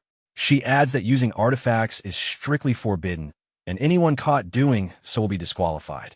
The participants recognize that these rules are designed to eliminate weaker competitors quickly, though they comment on how bluntly it is presented. Velik suggests that everyone should gang up on Dale, calling him a monster for already being at the level of a third circle mage. His companion questions whether targeting him is allowed, but Velik assures him that from the moment they entered, they became competitors, and anything within the rules is fair game. Dale simply laughs, noting that Velik at least has confidence, and expresses interest in seeing whether his abilities can match his words. Iris announces the start of the trial. As the signal is given, everyone immediately begins casting their spells. Dale remains standing at the center, surrounded by them all. At the start of the trial, all the participants immediately raise undead and send them charging toward Dale. One of the undead reaches him first and swings down, but the attack is blocked. The others are caught off guard when they realize Dale has already summoned his own undead. His is noticeably stronger, infused with the ice element, and as it lets out a roar, several of the other undead falter and drop their weapons. They quickly understand that he is combining ice magic with necromancy, making him a dual-element mage, and they can hardly believe it. Dale's undead cuts down one opponent and moves in from behind for another strike, but when an enemy attempts a surprise attack, his undead intercepts it. Dale points out that trying to destroy his undead is pointless since it is reinforced with ice armor, and his summon finishes off the attacker without difficulty. Velik begins to protest, claiming that Dale is breaking the rules. Only necromancy and control over undead should be allowed, and enhancements like this should be forbidden. Dale counters that there is no rule stating he can only strengthen undead with dark magic. Since the trial continues uninterrupted, it becomes clear that he is correct. Frustrated, Velik and his ally start shouting, urging the others to band together and overwhelm Dale with numbers. Dale remarks that it is unfortunate his artifact is banned, but given the situation, he will simply handle it another way. He begins weaving through the incoming attacks, closing the distance to his opponents. One of the undead blocks his path and swings down, but Dale ducks, not to evade, but to catch the motion and use it to build momentum. He counters immediately, striking the arm of the undead, seizing its weapon, and cutting it cleanly in half. Velik and the others are stunned, unable to comprehend how easily he dismantled it, before realizing that Dale is reinforcing the blade to increase its durability. Another undead charges him, and Dale leaps into the air to avoid the strike before countering mid-motion, slicing it apart as well. Velik declares that Dale has just destroyed his last undead and assumes that, as a mage, Dale will struggle in close combat. However, Dale continues advancing, cutting down opponent after opponent. When he finally reaches Velik, the latter panics and immediately surrenders. Dale laughs, pointing out that it is not as if he is actually going to die. Even so, Velik is paralyzed with fear.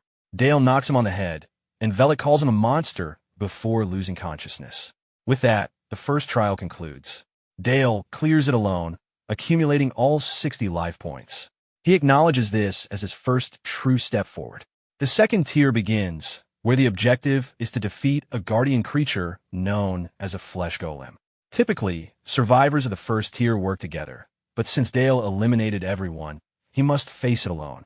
Unlike the previous stage, all forms of magic are now permitted, except for artifacts. The golem slams its massive hand down where Dale had been standing, but it misses. Moments later, It notices its own hand beginning to burn and decay. Confused, it examines the damage as Dale employs a technique known as accelerated decay. Alan and Iris observe this, noting how unusual it is. They question why Dale would choose to rot the creature instead of destroying it outright. Dale reflects on his past life, where such strategies were just as important as raw power, referring to it as biochemical warfare, even though the smell is unbearable. Through this method, he dismantles the golem, demonstrating how black magic can replicate the grotesque effects of biochemical decay. By the end of the trial, he pushes through to the 10th tier, setting a new record. He is granted 4 days of rest before attempting the 11th tier.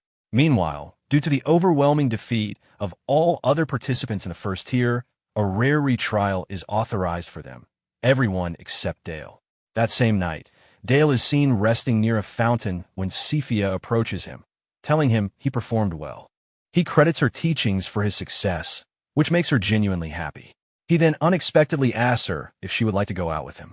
Surprised, she hesitates as he explains that there is a festival happening in the city and suggests they go together. Though confused by a child asking her on a date, she agrees, assuming he simply does not understand what he is implying. Dale is fully aware of how she interprets it, quietly amused by the misunderstanding. They head to the festival together. Sephia asks if he is tired after the trial, and he reassures her that he is fine, noting that he still has a few days before the next stage begins. As they walk, the atmosphere becomes somewhat awkward. He comments on how beautiful the moon is that night, and she agrees. The conversation does not flow as easily as before, yet the silence between them is not uncomfortable. He reflects that it has always been this way with her, perhaps because she believed in him from the very beginning. He finds himself wanting to grow closer to her. A few days earlier, when he finally reached the 3rd circle, Dale came to understand what it truly meant to face his inner world. As his nose began to bleed, he pushed his mana beyond the limits of the 2nd circle, forcing it to overflow. Only by enduring the rampage of unstable mana could he break through to the next stage. As the surge intensified, he felt as if a sword pierced straight through his chest. When he turned, instead of an attacker, he found himself standing in a vast, snow-covered field. He recalled what Sephia had once told him, that deep meditation reveals one's inner world, and realized that he was now witnessing his own. In that moment, he recognized himself as Hansung again, acknowledging this as his world of realization. But as soon as he reached that conclusion, the world shattered, and he returned to being Dale. He understood then that there had been nothing there from the start, only emptiness. Within that hollow world, Sephia had been the one who reached out to him. That realization made it clear why she was the one who brought light into his otherwise empty existence. Back in the present, he tells her that he likes her. She is surprised and asks him to repeat himself, and he does. She smiles and pulls him into a hug, treating him as a child as she tells him that she understands and that she likes him very much as well. Dale reflects on how living a second life certainly has its advantages. A few days later, the 11th trial begins. Dale notes that he has made no progress with Sephia, as she dismisses his feelings as nothing more than a childish crush. For now, his focus must remain on the trial. Iris explains that this stage is a one-on-one duel, with the winner advancing to the 12th floor. Dale's opponent is a 3rd circle master named Albert Rosenheim, who expresses his respect while making it clear that he will not hold back just because Dale is a child. Dale smirks, recognizing that with the artifact restriction lifted, he can now use his full arsenal of strategies. The life necklace will no longer guarantee safety, and there is no reason for him to hold back. He intends to demonstrate the difference in their power completely. Before Iris can even finish announcing the start of the duel, Albert launches a surprise attack, triggering an explosion. He warns Dale to stay sharp, stating that he is nothing like the Academy rookies Dale faced before, and declares that his streak will end here as he unleashes a barrage of dark arrows. Dale dodges each attack while analyzing the situation. He notes that initiating an attack before the duel officially begins is clearly a violation, yet the judges make no move to stop it. They are likely interested in seeing how strong he truly is. To him, this reflects the ruthless meritocracy of mages, something he has always disliked. Albert continues his assault, commanding his undead forces to rise and obey him. Dale finds the display excessive, but acknowledges that Albert is still stronger than the average opponent he has faced so far. As the attacks continue, Dale evades them one by one. Albert questions how long he plans to keep dodging, pointing out that he cannot win without counterattacking. Dale finally steps back from another strike and retaliates, cutting down one of the undead with his artifact. Albert responds immediately by triggering a corpse explosion, causing the fallen undead to swell and detonate. He confidently declares himself the victor, only to realize that Dale has vanished. Dale reappears behind him, calling out the cowardice of attacking a child unfairly. Albert panics, unable to locate him, until Dale reveals himself, remarking on how flustered he looks. He acknowledges the sneak attack is clever, but far from sufficient. At that moment, Dale's artifact reacts, asking for permission to consume Albert as its shadowy appendages wrap around his legs. Dale allows it, cautioning it not to overindulge. The scene turns horrifying as Albert's limbs begin to twist and break under the pressure. He screams in agony, begging for mercy. Dale, unfazed, orders the artifact to stop before it goes too far. Albert collapses, defeated, and Dale is declared the winner. Turning to the remaining participants, Dale casually asks who will face him next. Faced with what they just witnessed, everyone immediately surrenders, resulting in consecutive default victories. He continues advancing through the tower, refining his third magic circle with each battle as he overcomes one guardian after another. By the time he reaches the 20th tier, he finally encounters a truly formidable opponent, the Headless Knight. This entity, created by one of the tower elders, is unlike anything he has faced before. Even for Dale, this may be his limit. Dale remarks that it would be boring if things went as expected. As he raises his hand, he activates the intimidation effect of his shadow cloak. The overwhelming pressure spreads across the area, affecting even the observers. The Headless Knight responds by dropping to one knee, shocking everyone watching. But from Dale's perspective, the scene is entirely different. Instead of the battlefield, he sees his own inner world standing before the knight. The Headless Knight extends its sword toward Dale in a gesture of respect. In response, Dale calmly commands it to end itself. Without hesitation, the knight drives its blade through its own chest, its form collapsing as nothing more than empty armor falling to the ground. Its loyalty runs so deep that it abandons its role as a guardian entirely. For a moment, silence fills the space, and Dale realizes he may have gone a bit too far. He acknowledges that their shock is understandable. A construct has betrayed its creator and pledged loyalty to him instead, which serves as proof that he has reached a level comparable to a Tower Elder. Even so, he had not intended for things to escalate this far. Having already proven more than enough, he decides there is no need to continue. As he turns toward the exit, people question why he is leaving when he could clearly advance further. Dale explains that even if he is capable of going higher, there is a boundary he has no intention of crossing. Beyond this tier lies a realm feared even by monsters, something entirely unknown. With that decision, his trial comes to an end. In response to his performance, the entire tower rises in unison like a military formation. Nobles and elders alike demonstrate their loyalty, and every mage within the tower pays their respects to both father and son. Dale's overwhelming display of power begins to unify the northern territories under their banner. Back in the Northern Duchy, the Black Cavalry is seen carrying out another subjugation mission, with Dale now commanding them. After successfully completing the tower trial, his father entrusted him with leadership of the Orc Extermination Squad, a responsibility far beyond what would normally be given to a 10-year-old. Despite this, no one questions his ability, and as the rightful heir, he steadily begins consolidating control over the north. Upon returning from a mission, Dale reports that they eliminated 145 orcs. When asked about casualties, he states that only 3 sustained minor injuries, with no fatalities. His father asks whether he used magic to protect them, but Dale clarifies that their success was purely the result of their training. Satisfied, his father praises him, and Dale responds with a smile. Helmet observes that Dale has already grown comfortable commanding large cavalry units. Dale attributes this to Helmet's teachings in swordsmanship, tactics, and military strategy. Helmet remarks that at this pace, it will not be long before Dale is leading full-scale territorial wars. Dale accepts this without hesitation, welcoming the prospect of a greater stage. During training with Charlotte, her improvement becomes evident as she focuses on her footwork. She executes a precise thrust with her rapier, but it is still not enough to overcome Dale. He easily evades and counters, forcing her onto the defensive. As he presses forward and dashes past her, he prepares to finish the exchange, only to find her blade suddenly at his throat when he turns back. He acknowledges her progress, though she remains dissatisfied, pointing out that he had already placed his blade at her throat first. She expresses frustration at not being able to match him.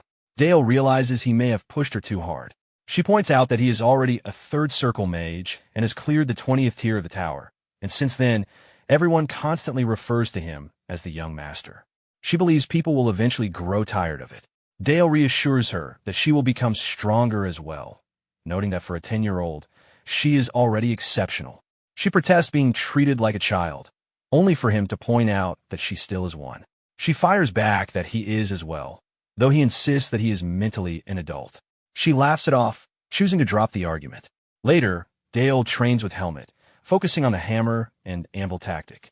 This strategy involves deploying cavalry on one or both flanks to break through the enemy's wings and encircle them, while infantry holds the center and blocks the opposing cavalry. The name comes from the idea of striking iron placed on an anvil with a hammer. It is a tactic heavily reliant on cavalry strength. Dale notes that such a strategy is only possible because of the Black Cavalry, and that the patterns of warfare seem consistent across different worlds. He then asks about Charlotte's progress. Helmet explains that while she cannot yet match Dale, her talent is undeniable. She has already built a solid foundation in swordsmanship and will soon begin formally inheriting their aura cultivation and techniques. However, there is a concern. Dale recognizes that the issue lies in her compatibility with her sword style. While mages refine mana into magic through heart-formed circles, knights refine mana into aura through cultivation. Mages establish magic towers through structured mastery, while knights establish orders by passing down their techniques. The Black Cavalry of the North exemplifies overwhelming force, embodying a style that crushes opponents through sheer power. In contrast, Charlotte's swordsmanship emphasizes speed and fluidity, relying on swift, free-flowing motion. Even with her talent, she may one day reach the lower ranks of the 7 sword masters. But even then, she will never attain the pinnacle, the position of the first sword once held by her father. Dale recognizes that Helmet is referring to the Sword of Blossom, a technique that once defined Charlotte's lineage. However, that sword art was lost with the fall of the Knight Nation, and he wonders if it may have disappeared from the world entirely. From that point on, his days become even more relentless. Balancing monster subjugation with constant study, his reputation continues to rise. Eventually, the time comes for him to demonstrate the results of his growth. During a meeting, Alan asks for clarification after hearing unexpected news. A report confirms that a neighboring territory, led by Baron Parker, has filed for a territorial war, claiming ownership of a copper mine that rightfully belongs to them. Dale reflects that in this world, borders between lands are often unclear, but even so, it is absurd for a low-ranking noble to challenge a high-ranking house like theirs. The report continues. If they refuse to yield the mine or accept the challenge, Count Brandenburg has declared that he will support the Baron's claim. Furthermore, a letter has arrived offering to dispatch the Knights of St. Magdalena in exchange for a share of the mine's profits. Dale clenches his teeth, recognizing the move for what it is. Brandenburg clearly has not forgotten the humiliation of being forced to kneel, and now he is attempting to retaliate indirectly. Rather than initiating open war, he has chosen a contested border where his involvement remains ambiguous. Dale immediately declares that he will personally command the battle alongside their knights. Alan refuses. He states that it is too early for Dale to bear such responsibility and warns him not to speak recklessly. Fighting monsters is entirely different from waging war against people. He assures Baron Greenbelt that he will personally protect the mine. Greenbelt expresses his gratitude, while Dale is left visibly frustrated. He sighs, knowing he is capable, yet unable to convince his father. Helmet approaches him, advising him not to take Alan's words too harshly. While he may be disappointed, there must be a reason behind the decision, and it is likely that Alan is preparing something for him. Changing the subject, Helmet introduces a strategic board game and offers to teach him. Dale immediately recognizes it as chess, though in this world it is called a war game. Helmet explains that it closely mirrors real warfare, making it complex but extremely valuable once mastered. Playing against each other would allow them to explore battlefield strategies in depth. Without hesitation, Dale grabs the board and rushes off, declaring that this is exactly what he needed. Helmet calls after him, confused about where he is going. Shortly after, Dale presents his proposal to Alan. If he can defeat him in the war game, he will be allowed to participate in the territorial war. He explains that war is not just about strength, but a contest of minds, and he wants to be evaluated through strategy. Helmet tries to intervene, but Alan stops him, deciding to accept the challenge. If Dale wins, he will grant his request.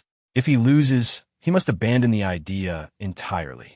The match begins with Helmet observing.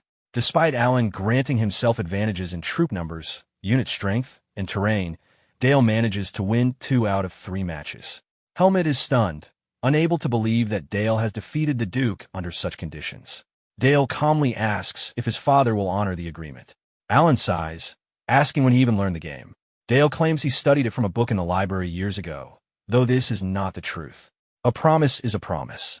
Alan grants him full command of the knights for the upcoming battle. Helmet once again tries to object, but Alan remains firm. The honor of their house is on the line, and failure will not be tolerated. He asks Dale one final time if he can truly shoulder the burden of the battle on his own. Dale answers without hesitation, asking for his trust and promising to prove himself. Alan accepts, instructing him to demonstrate everything he has built so far and return victorious. Elsewhere, in Brandenburg's territory, he is visibly agitated as he confronts his son, Philip. He demands to know what he has been doing, mocking his incompetence. Philip dismisses the situation, pointing out that their opponent is just a 10-year-old leading an army, and asks for permission to crush him. Brandenburg slams his hand down in anger, calling Dale a monster far beyond anything Philip could ever match. He berates his son, calling him inferior to a child and criticizing him for failing to secure Charlotte earlier. Despite his frustration, he assigns Philip to accompany the army, though only as a figurehead. The true command will be handled by Sir Mills. Philip protests, but Brandenburg makes it clear that his role is merely to stand there and represent the force. As Philip is led away, Brandenburg reflects on the situation. He cannot personally take the field against the child, and he wonders whether this entire scenario was part of the Duke's plan from the beginning. A few days later, in Baron Greenbelt's territory, tension hangs in the air as he waits anxiously. Dale arrives, greeted with relief and gratitude for coming from so far away. However, some of the Baron's men remain skeptical, questioning whether they should trust someone so young. Others argue that his reputation as a prodigy is reason enough. Greenbelt admits that his presence is reassuring, though he still finds it hard to believe they sent a child. He suggests attending a banquet first, but Dale immediately refuses, stating that there is no time for such formalities. Instead, he draws his blade and points it forward, declaring that he wants to inspect the condition of the troops under his command. Among them, he intends to identify the strongest soldier. A red-haired knight steps forward confidently, declaring himself the strongest warrior in the territory and boasting that nobody born in this region could ever defeat him. Internally, he dismisses Dale as nothing more than a spoiled, noble child who inherited authority through birth alone. He silently vows to put Dale in his place. Without saying a word, Dale calmly strips away the man's confidence. Baron Greenbelt panics as Dale raises his sword once more. Dale observes that everyone present clearly doubts his abilities. He understands why. To them, he is just a 10-year-old child suddenly placed in command of a crucial battle. Planting his sword into the ground, Dale remarks that he also has doubts, specifically regarding the competence of the Baron's knights. He proposes a duel as the fairest way to settle their mutual distrust. Then, with open mockery, he points out that their so-called strongest knight is visibly drunk. Dale remarks that the man has already proven himself unreliable without needing any further test. The red-haired knight scoffs, asking whether drinking has made Dale bold enough to challenge him. Still, he accepts the duel and draws his blade. The two stand opposite each other as the soldiers gather to watch. The knight introduces himself as Harbuck. In response, Dale calmly states that he will test the worth of the Baron's sword with the honor of his own. The duel begins. Dale asks Harbuck whether he has heard rumors about his unusual sword style.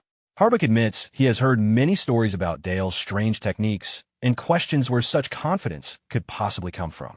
He wonders whether the boy truly possesses some kind of hidden skill. The moment Harbuck charges forward, a violent clash erupts between them, shock waves tearing across the ground. Dale's movement alone sends Harbuck skidding backward.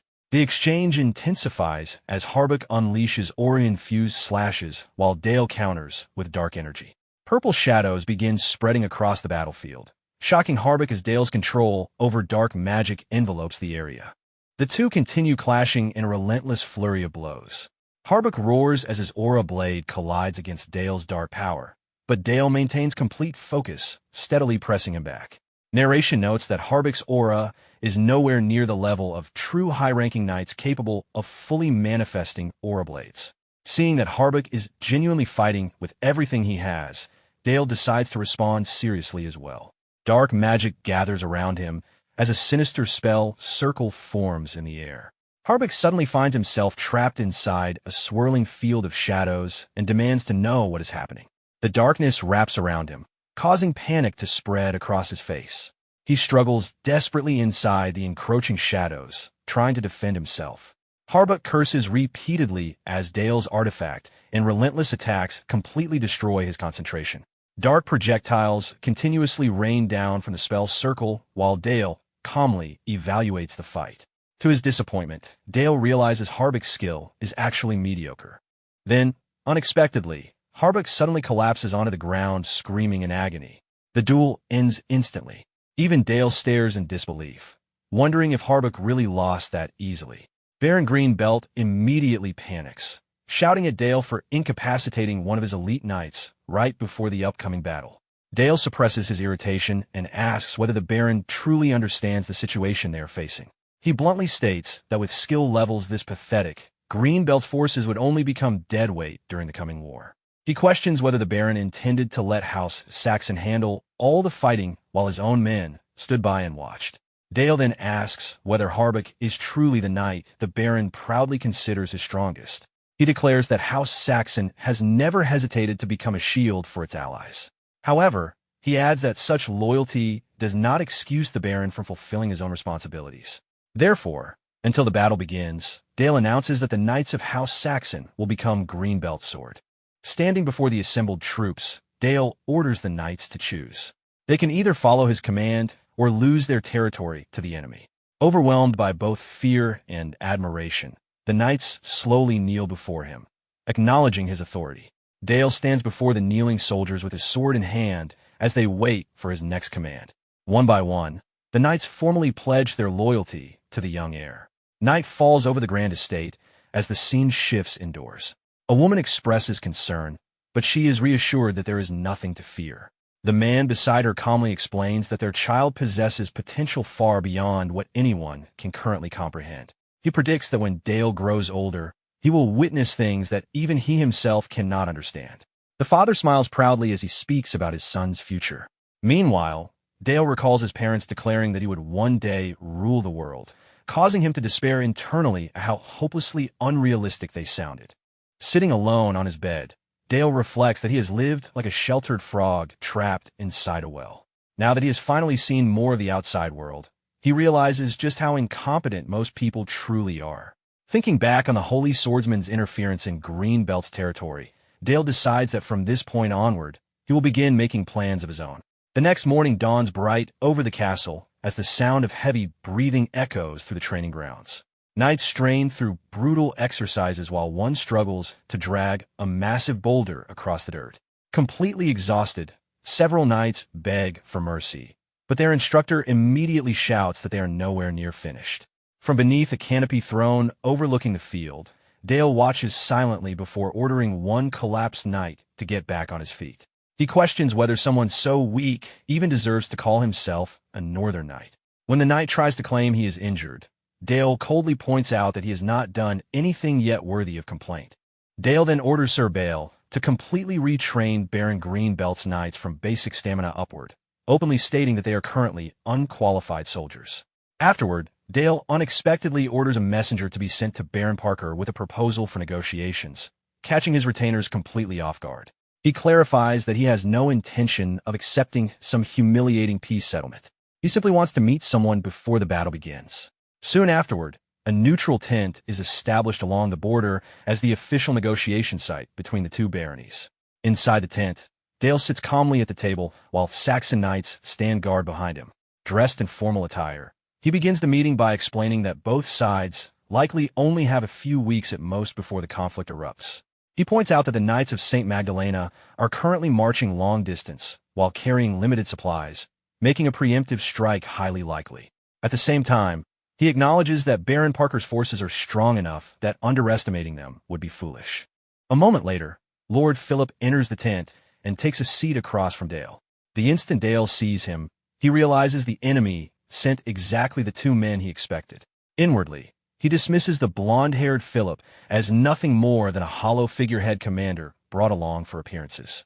Meanwhile, the stoic knight standing behind him is immediately recognized as Sir Milvas, the true commander of their forces.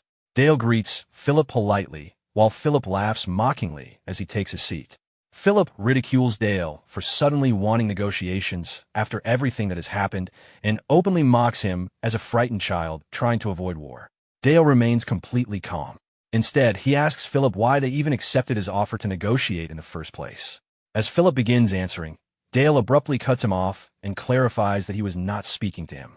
He bluntly states that Philip is merely a puppet commander and that the real person he wishes to speak to is the man standing behind him. Then Dale directly names Sir Milvas as the true sword of their army. Both Philip and Milvas visibly tense at the accusation. Smiling faintly, Dale asks whether he is wrong. He questions why the holy swordsman would entrust an entire battlefield to someone untalented. He continues pressing the issue, wondering aloud why command authority would ever be handed to someone with no real ability. Milvas quickly tells Philip not to fall for the provocation, but internally he begins panicking after realizing Dale somehow knows Count Brandenburg secretly views Philip as a disgrace, information known only to a select few. Dale calmly asks Philip how it feels knowing his own father has absolutely no trust in him.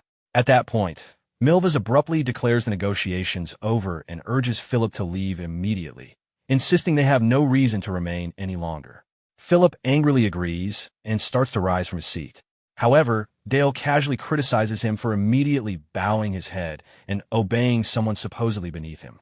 He remarks that Philip looks more like a servant than a commander and questions whether behaving like a slave truly suits the firstborn son of House Brandenburg. Clearly rattled, Philip compares the situation to a dog placing a leash around its own master. Milvas desperately tries to stop him from reacting, but Philip furiously orders him to stay silent.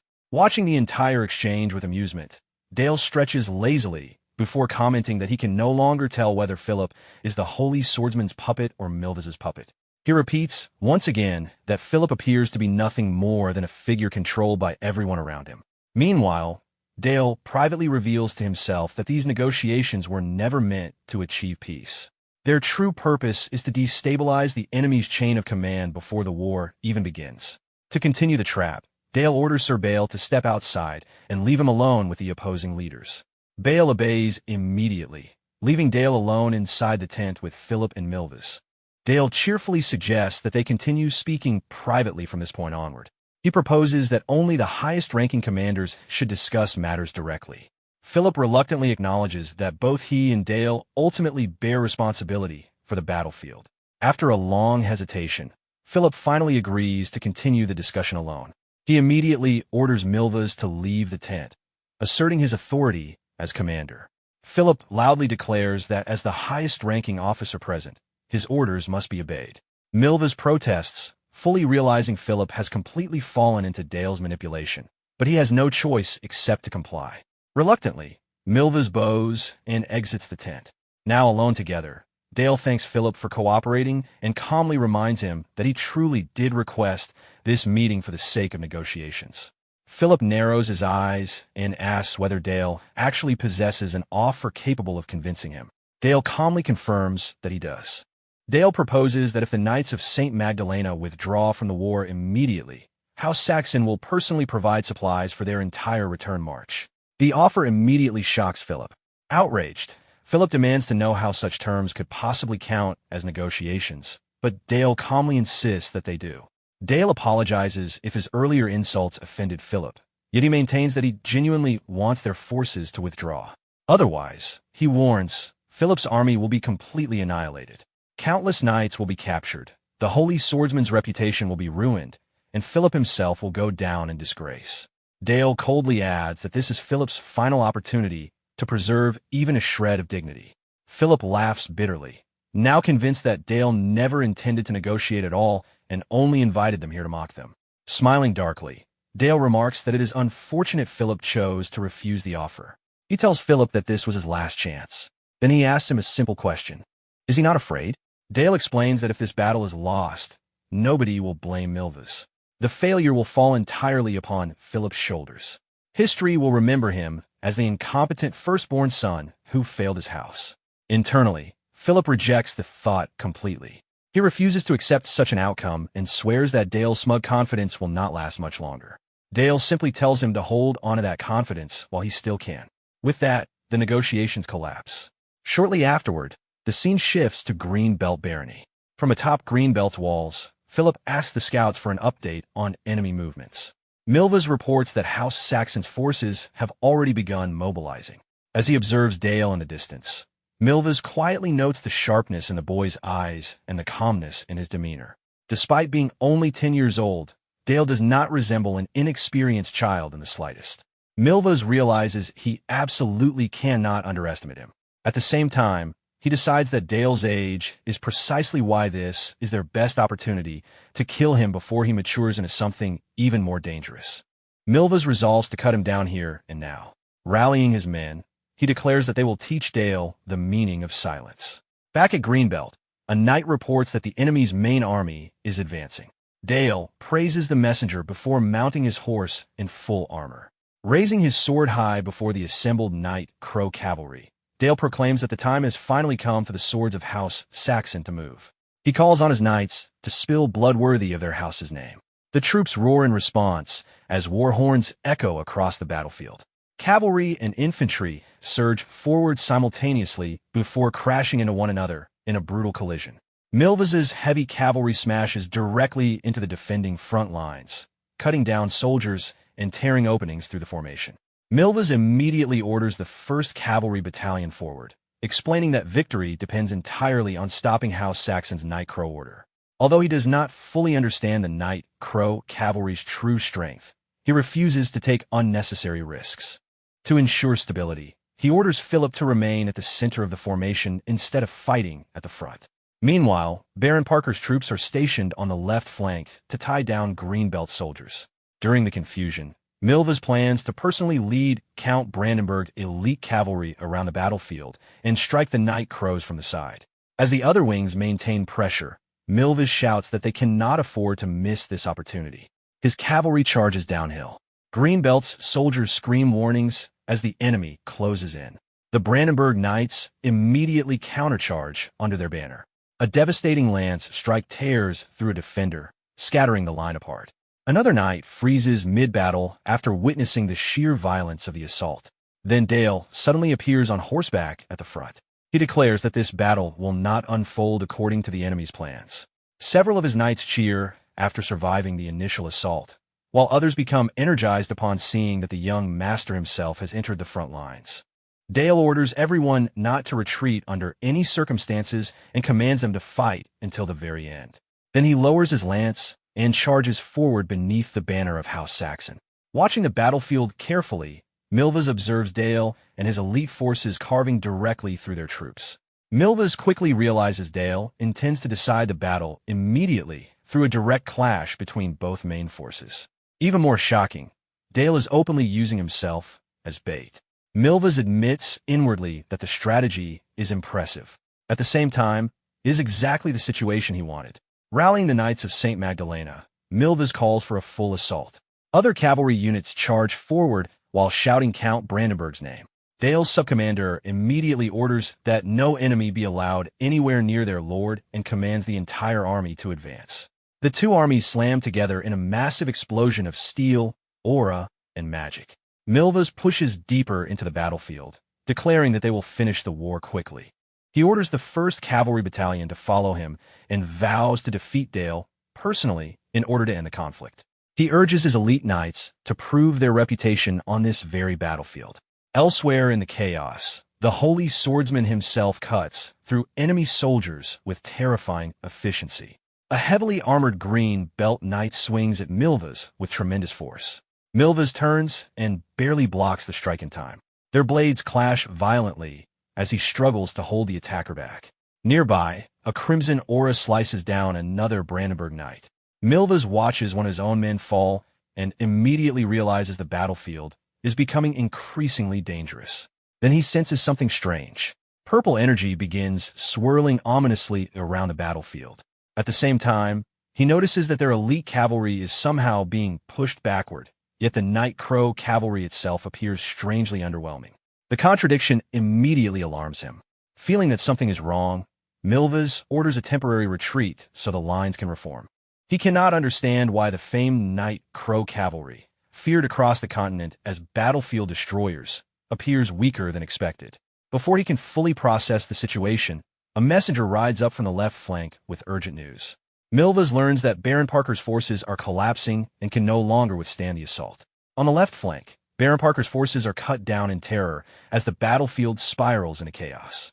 Milvas is stunned when reports arrive that Greenbelt's knights are actually using aura techniques against them. Another messenger rushes over to Philip with desperate news that Baron Parker's left wing is requesting immediate reinforcements. Moments later, an even worse report arrives. Saxon's Aura Knights have already broken through Parker's lines. Philip finds the claim impossible to believe. Under mounting pressure, the officers surrounding him beg for orders. At that moment, Philip remembers Dale's earlier warning that he alone would bear responsibility for defeat. Refusing to let those words become reality, he desperately tries to regain control of the battlefield. A fresh order arrives from Milvas recommending that the center and rear cavalry merge with the collapsing left flank to stabilize the defense. Instead, Philip angrily shouts for silence and rejects the suggestion outright. Rather than reinforcing the left flank, he redirects all rear cavalry forces toward himself and orders a direct assault on the enemy right wing. Consumed entirely by hatred and humiliation, Philip swears that he will kill Dale before the left side collapses. Meanwhile, Milvas receives another alarming report. Dale is personally leading his entire reserve cavalry directly toward Philip's position. Furious, Milvas curses Philip as a worthless brat, enraged that he completely ignored the order to reinforce the left wing. Viewing the battlefield like a chessboard, Milvas quickly analyzes the disaster unfolding around them. Their right flank is already overpowering the weakened enemy left, meaning additional troops that will only clog movement and create confusion. Philip's obsession with personally killing Dale has caused him to ignore every strategic warning given to him. Milvas immediately realizes the consequences. If things continue like this, the left flank will collapse completely, and once that happens, their entire army will be surrounded. Several concerned knights urgently tell Milvas that they must retreat immediately. After a brief hesitation, Milvas decides it is still too early to withdraw. Elsewhere on the battlefield, Philip stares ahead with a hardened expression while Dale rides forward with his sword drawn. Dale calmly declares that the battle is still far from over. Watching him closely, Milvas notices the absolute confidence in Dale's eyes and silently vows to crush that arrogance himself. Nearby, a knight raises his sword high, waiting for the next command. Philip once again called for the 1st Cavalry Battalion to prepare for another assault. Across the battlefield, Saxon commanders announce that only one path remains forward now, signaling that the decisive phase of the battle is about to begin. The blonde commander silently steadies himself while his knights shout for the order to attack. Before charging, the Holy Knights invoke the name of Saint Magdalena and pray for their swords to be blessed. They call upon Goddess Sistina and the sister goddesses to grant them protection, mercy, and grace upon the battlefield. Then the commander's gaze sharpens with fierce determination. He declares that they will break through the enemy lines and personally take the opposing commander's head. The cavalry raises their swords high before charging behind him. Shouting the name of Saint Magdalena, the Holy Knights thunder across the battlefield toward the black-armored boy waiting ahead of them. Dale quietly observes that the enemy has finally closed the distance. As the cavalry advances, the blonde commander reflects that a leader's vision naturally narrows while standing on the front lines of battle. In response, Dale calmly draws a glowing ice bow. He notes internally that war clouds judgment and pressures commanders into making fatal mistakes. Even someone like Sir Milva's cannot completely escape that burden. Then the commander notices Dale gathering magic. Dale activates a spell called Ice Bullet and mockingly asks whether they have never seen magic before. A powerful burst of ice energy erupts forward. One of the charging holy knights is struck directly in the chest by the projectile.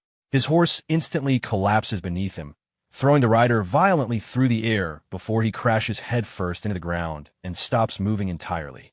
The blonde commander is shocked by the precision of the attack fired from horseback. Meanwhile, Dale calmly analyzes that executing such magic while mounted requires combat skill and archery mastery far beyond what ordinary knights could ever imitate. Immediately afterward, he begins casting another spell. Calling for the earth to rise, Dale unleashes his magic. A massive wall of ice erupts from the ground, completely sealing off the Holy Knight's advance. The blonde commander and his cavalry stare ahead in disbelief as the enormous ice barrier blocks their entire path. At the same moment, Dale gives the signal for the next stage of the plan. He orders every Saxon force to launch a full-scale counterattack. The black-armored cavalry immediately forms a wedge formation and charges forward while swearing to die as shields before allowing any enemy blade to reach their young master. The cavalry lines collide violently. Black-armored riders slam directly into the Holy Knights, cutting them down amid the chaos of steel, blood, and shattered formations. Elsewhere in the battle, Milvas grips his head in frustration as his entire formation begins collapsing around him. At last, he fully realizes the truth. They were completely deceived. The enemy's objective was never to kill Philip directly. Their true goal was to protect Dale while stalling for time until the battlefield collapsed under its own imbalance. Milvas finally understands that Lord Philip made the single worst decision possible. Because of Philip's reckless obsession, the center and rear cavalry crowded onto the right flank, twisting the entire front line completely out of shape. Cursing under his breath, Milvas concludes that only one option remains. As Milvas charges toward the massive ice wall, he attempts a desperate aura-enhanced leap to break through it. The moment he collides with the barrier, he is violently thrown backward. The ice wall explodes apart. Through the frozen debris, Dale suddenly appears directly in front of him. Milvas declares that Dale will go no farther and announces that he personally will stop him here. Dale calmly accepts the challenge without showing even the slightest reaction to Milvas's overwhelming aura. A blinding clash erupts across the battlefield. Moments later, the battle ends with the Holy Knights disarmed and forced to their knees while Dale stands victorious alongside the Night Crow Knights. Dale reflects that Milvas still overestimates the power of Aura Knights. The rigid battlefield doctrines of the Knights of St. Magdalena, while powerful, can also become fatal weaknesses. He remembers that in his previous life, the Holy Swordsman himself had once been his jailer. Because of that, Dale learned the Order's methods and tactics as intimately as if they were his own. Meanwhile, reports continue pouring into the battlefield. A knight informs Milvas that Baron Greenbelt's forces have already broken through another line. Moments later, he hears that Baron Parker of the left wing has been captured as well. Milvas bitterly curses Philip under his breath. Dale coldly remarks that Philip never truly trusted the Holy Order from the beginning and that the Knights of St. Magdalena walked directly into a trap. He calmly states that war is always chaotic and that nobody can fully predict its outcome. One of Dale's knights adds that in repeated chaos like this, those who destroy themselves have only their own foolishness to blame. Dale then announces that according to imperial custom, he is willing to spare lives in exchange for surrender and ransom. He asks the defeated Holy Knights whether they intend to beg for mercy. The knights immediately refuse, declaring that they would rather die than kneel and beg. Dale calmly acknowledges their defiance. Then he rules that anyone unwilling to beg for their life will simply die. Without hesitation, his knights execute them on the spot. Dale then turns directly toward Milvas and asks whether he also intends to refuse surrender. Under the crushing pressure of the moment, Milvas suddenly drops to his knees. The remaining Holy Knights stare in shock as their commander kneels before the enemy. Internally, Milvas admits that he is not truly afraid of death. However, he feels an overwhelming need to warn the world that Dale is genuinely dangerous. Milvas orders every surviving knight under his command to kneel and surrender alongside him. He formally yields according to imperial law and demands proper treatment as prisoners of war. Dale quietly remarks that if they are willing to kneel and beg for their lives now, then continuing to provoke them further serves no purpose. Milvas immediately cuts him off before his men can react emotionally again. He refuses to allow the remaining knights to be baited any further. Dale smiles coldly. Then he calmly declares that none of them will be allowed to survive. He orders the Night Crow Knights to execute every prisoner. Even Dale's own men visibly react in shock for a brief moment. By normal imperial custom, captured nobles and knights are usually ransomed and released, not slaughtered. Yet despite the shocking command, Dale's voice never wavers. For the Knights of House Saxon, the young master's orders stand above everything else. Without hesitation, they obey. On that battlefield, one man finally realizes too late that he has brought ruin upon himself. Milvas curses Dale as he suddenly surges back to his feet for one final suicidal charge, refusing to die quietly. Before he can reach Dale, Saxon spears impale him from behind, mortally wounding him. Milvas collapses onto the battlefield, pinned down by the spears as Dale slowly approaches him. Kneeling beside the dying knight, Dale supports his body and addresses him respectfully as Sir Milvas. Weakly, Milvas asks whether Dale remembers the manner of his death. Dale grins darkly and admits that he remembers Milvas's face very clearly from that night. He reveals that Milvas stood there when his former lord betrayed him and stabbed him in the back.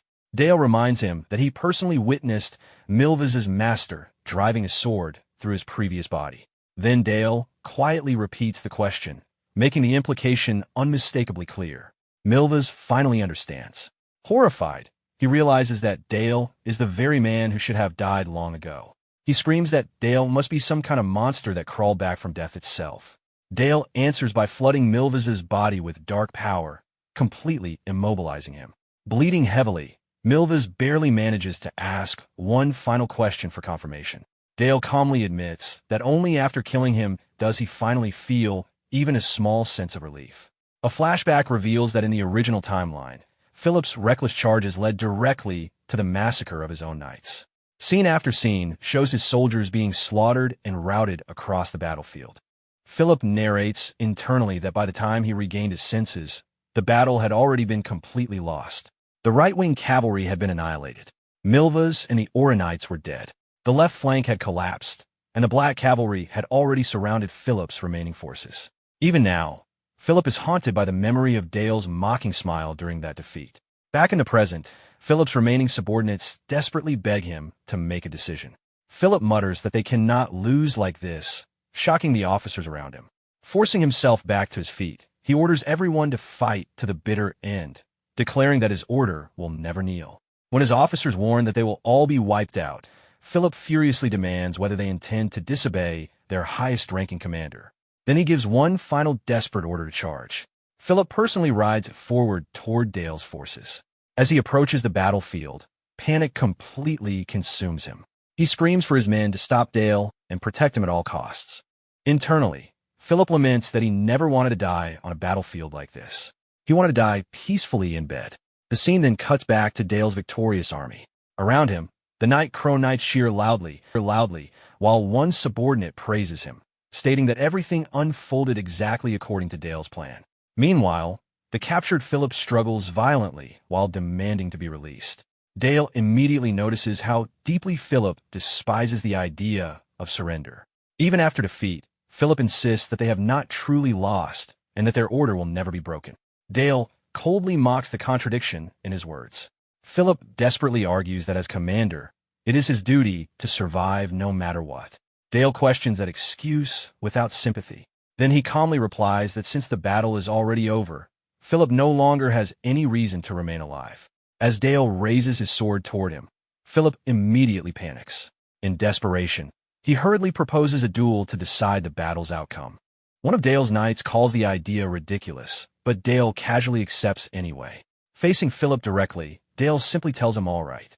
Believing he has found an opportunity, Philip confidently accepts the duel with a grin. The moment the fight begins, Philip lunges forward after spotting what he thinks is an opening in Dale's defense. Internally, he congratulates himself for successfully baiting Dale into accepting his scheme. Pouring all his strength into the strike, Philip swings his blade while cursing Dale as an arrogant child. Then everything stops. A wall of dark power instantly blocks Philip's sword in midair. Philip freezes in shock as the overwhelming darkness erupts around him. The horrifying pressure crushes through his body and makes him scream in agony. Dale's knights watch the scene, completely expressionless. Moments later, Philip collapses onto the ground as a broken wreck. Bleeding heavily, he desperately begs Dale to spare his life. And so, the Grand War comes to an end with nothing more than Philip's pathetic screams echoing across the battlefield. Time passes. Trumpets sound throughout the capital as the victorious army finally returns home. Dale rides into the city in triumph, while the people celebrate from every side of the streets. The crowds loudly praise him for executing a flawless encirclement strategy that completely annihilated the Knights of St. Magdalena. At the same time, some citizens quietly whisper that the victory came with horrifying bloodshed. Far away, Cardinal Nikolai questions whether the gods truly wished for such merciless slaughter. He worries that although Dale's blade currently points toward enemies, one day it may eventually turn toward his own people as well. Later, Dale enters the Grand Hall of House Sachsen alongside his retainers. Suddenly, someone calls his name. His little sister Lisa runs toward him excitedly while shouting for her brother. Dale immediately kneels down and hugs her tightly, asking whether she missed him. Lisa happily answers that she did. Helmut congratulates Dale on achieving his first great victory, and Dale politely thanks him. Standing proudly beside Lisa while holding her hand, Dale faces the gathered retainers of House Saxon. Among them stand two robed women, silently observing his return. Dale then approaches his parents seated upon their thrones. He kneels respectfully before them and formally reports the success of the campaign to the Duke of Saxon. His father praises him for his exceptional leadership and credits the Sword of House Saxon for the victory. The Duke also thanks Sir Bale for guiding Dale throughout the battle. Dale's mother warmly tells him that he must be exhausted after the war and encourages him to finally rest. Dale thanks her quietly. As he stands there surrounded by his family once again, he smiles inwardly. After spending months away on the battlefield, it genuinely feels like he has finally returned home. Meanwhile, elsewhere, Philip's father anxiously waits for news. Two heavily wounded survivors from Philip's army finally arrive before him. The Count immediately demands to know where his son is. The men report that the Knights of St. Magdalena, including Milva's and the Aura Knights, have been completely destroyed and that Philip himself was captured alive. They further explain that House Saxon is demanding an enormous ransom for Philip and the remaining survivors. The Count explodes in rage. He cannot accept that his forces suffered such a humiliating defeat while his son survived by fleeing the battlefield. He asks the survivors whether they understand the punishment for deserters. Terrified, the men beg for mercy. Instead, the Count orders them dragged down to the dungeons and promises them a fate worse than death. As time passes, the battle later becomes known throughout the Empire as the Black and White Turning Point. With every retelling, the story grows more exaggerated. The tale of Dale showing absolutely no mercy to enemies begging for their lives spreads rapidly across the continent. Eventually, he becomes infamous under a new title, the Black Young Master. Time continues moving forward, and before long, Dale reaches his 11th birthday. His father remarks that he has already turned 11. Then the Duke reveals that during the upcoming birthday ceremony, Dale will officially be appointed as a Viscount of Saxon. Dale is genuinely stunned by the scale of the authority being granted to him. A Viscount possesses the legal authority of a true lord. More importantly, this fulfills the promise his father once made to treat him not merely as a child, but as an independent heir worthy of leading the house himself. Dale sincerely thanks his father. The Duke then asks what he intends to do with this new authority. As the representative of House Saxon, he tells Dale to speak openly about what he desires. Dale explains that throughout the Empire, people now believe the Black Young Master slaughtered prisoners without mercy during the war. Knights devoted to the goddess have been portrayed as victims of his brutality. Because of that, Dale points out that the church itself is likely furious over the legend surrounding him. Therefore, he proposes making a pilgrimage to the papal state of Sistina. He declares that he will personally shoulder the burden of the infamy created by his actions. Repeating himself clearly, Dale announces that he intends to travel to Sistina and bear responsibility for his notorious reputation with his own hands. The long-haired man silently studies Dale, attempting to understand his true intentions. He questions why Dale would willingly abandon the fear and infamy that currently empower his image just to gain favor with the church. Dale calmly answers that the church holds influence powerful enough to justify sacrificing part of his terrifying reputation. The man then asks whether Dale has another objective beyond that. Dale quietly confirms that he does. He reveals that he intends to present the church with an offer so valuable they will not be able to refuse it. And on top of that, he plans to obtain the forbidden grimoires hidden within the church as well. A flashback reveals Dale waking abruptly from another nightmare as a dark voice echoes through the void, asking whether he remembers. Inside the dream, a towering skeletal figure looms over him, demanding to know if he remembers the way it died.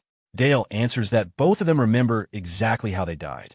The memory continues as he invokes the power, known as Memento Mori, just before being fatally struck down. He suddenly wakes in bed, breathing heavily from the vision. Clutching his chest, Dale anxiously reflects on a nightmare that just consumed him. His thoughts return to the place within his mind, known as the abyss of the mind. He recalls how he forcibly opened his inner world in order to reach the third circle and learned that mastery over the mind world is the very foundation of becoming a true mage. But despite the power it granted him, the mind world also torments him endlessly with loneliness and nightmares. Dale bitterly thinks about how pitiful that reality is. Even so, he admits that he is still lacking and needs far greater power if he truly wants to control his inner world completely. He realizes that just as a knight depends upon a sword, a true mage must ultimately depend upon a grimoire. Time shifts to a carriage traveling through a forest road toward a distant fortress.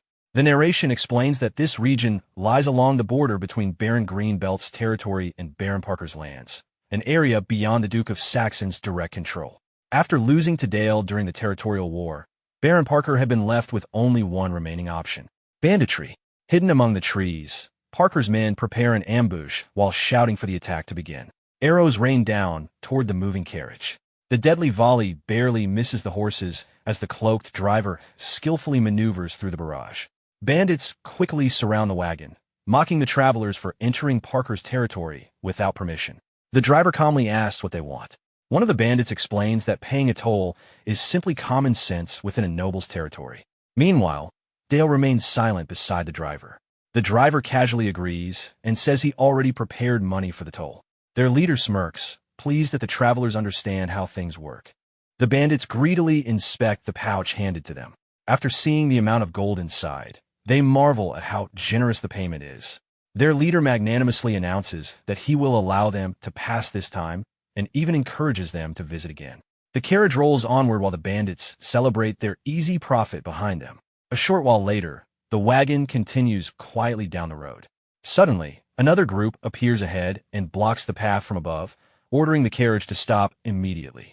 Dale and his escort look up toward the new arrivals. The men introduce themselves as Baron Parker's official procession and demand proper respect for the Baron. They accuse the travelers of attempting to cross Parker's territory without paying a toll. Dale's escort looks visibly confused. He protests that they already paid Parker's subordinates earlier and asks whether collecting multiple tolls in the same territory is even legal. The bandits shamelessly deny that any previous payment took place and openly mock the accusation. They insist this is supposedly their first encounter and hypocritically claim that they are the ones upholding imperial law. Parker's men threaten that if Dale values his life, he should surrender everything he owns. They proudly boast about surviving the black and white turning point. Dale quietly remarks that Baron Parker is supposedly celebrated as the hero who turned the tide of that battle. The bandits burst into laughter without understanding what he means. Dale calmly states that the version of Parker they describe is very different from the man he remembers. At those words, Parker suddenly stiffens in shock. As realization slowly sets in, he begins recognizing who the young boy actually is. His expression immediately pales. Stammering nervously, he identifies him as the terrifying young Master Dale. Parker quickly attempts to calm his increasingly panicked men. He points out that there are only two opponents and insists the fight is still winnable. Then he orders his archers to take aim. Dale's escort quietly asks for his command. Dale calmly replies that their tolerance for these bandits ends here. In response, Parker immediately orders all of his men to kill them and commands the archers to fire. A deadly volley of arrows shoots through the air. Dale stands motionless before the incoming projectiles without showing even the slightest fear. His escort instantly leaps forward. With a single flash of his sword, he slices the arrows out of the air and shields Dale completely.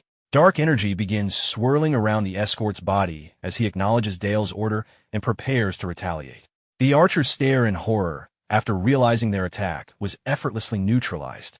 The escort suddenly launches himself up the cliffside with terrifying speed. His weapon radiates ominous dark power as one nearby archer freezes in panic. In a single strike, the escort cleaves through the man's arm and sends him screaming in agony. With a cold expression, he immediately prepares to continue the slaughter. Then he charges directly into the mounted bandits below in a whirlwind of dark-infused attacks. Witnessing the massacre unfold before his eyes, Baron Parker falls to the ground in complete disbelief and desperately begs for his life. Throwing himself at Dale's feet, Parker pleads for forgiveness and swears eternal loyalty if he is spared. Dale simply smiles down at him and asks whether Parker would like to receive the mercy supposedly granted by the sister goddess.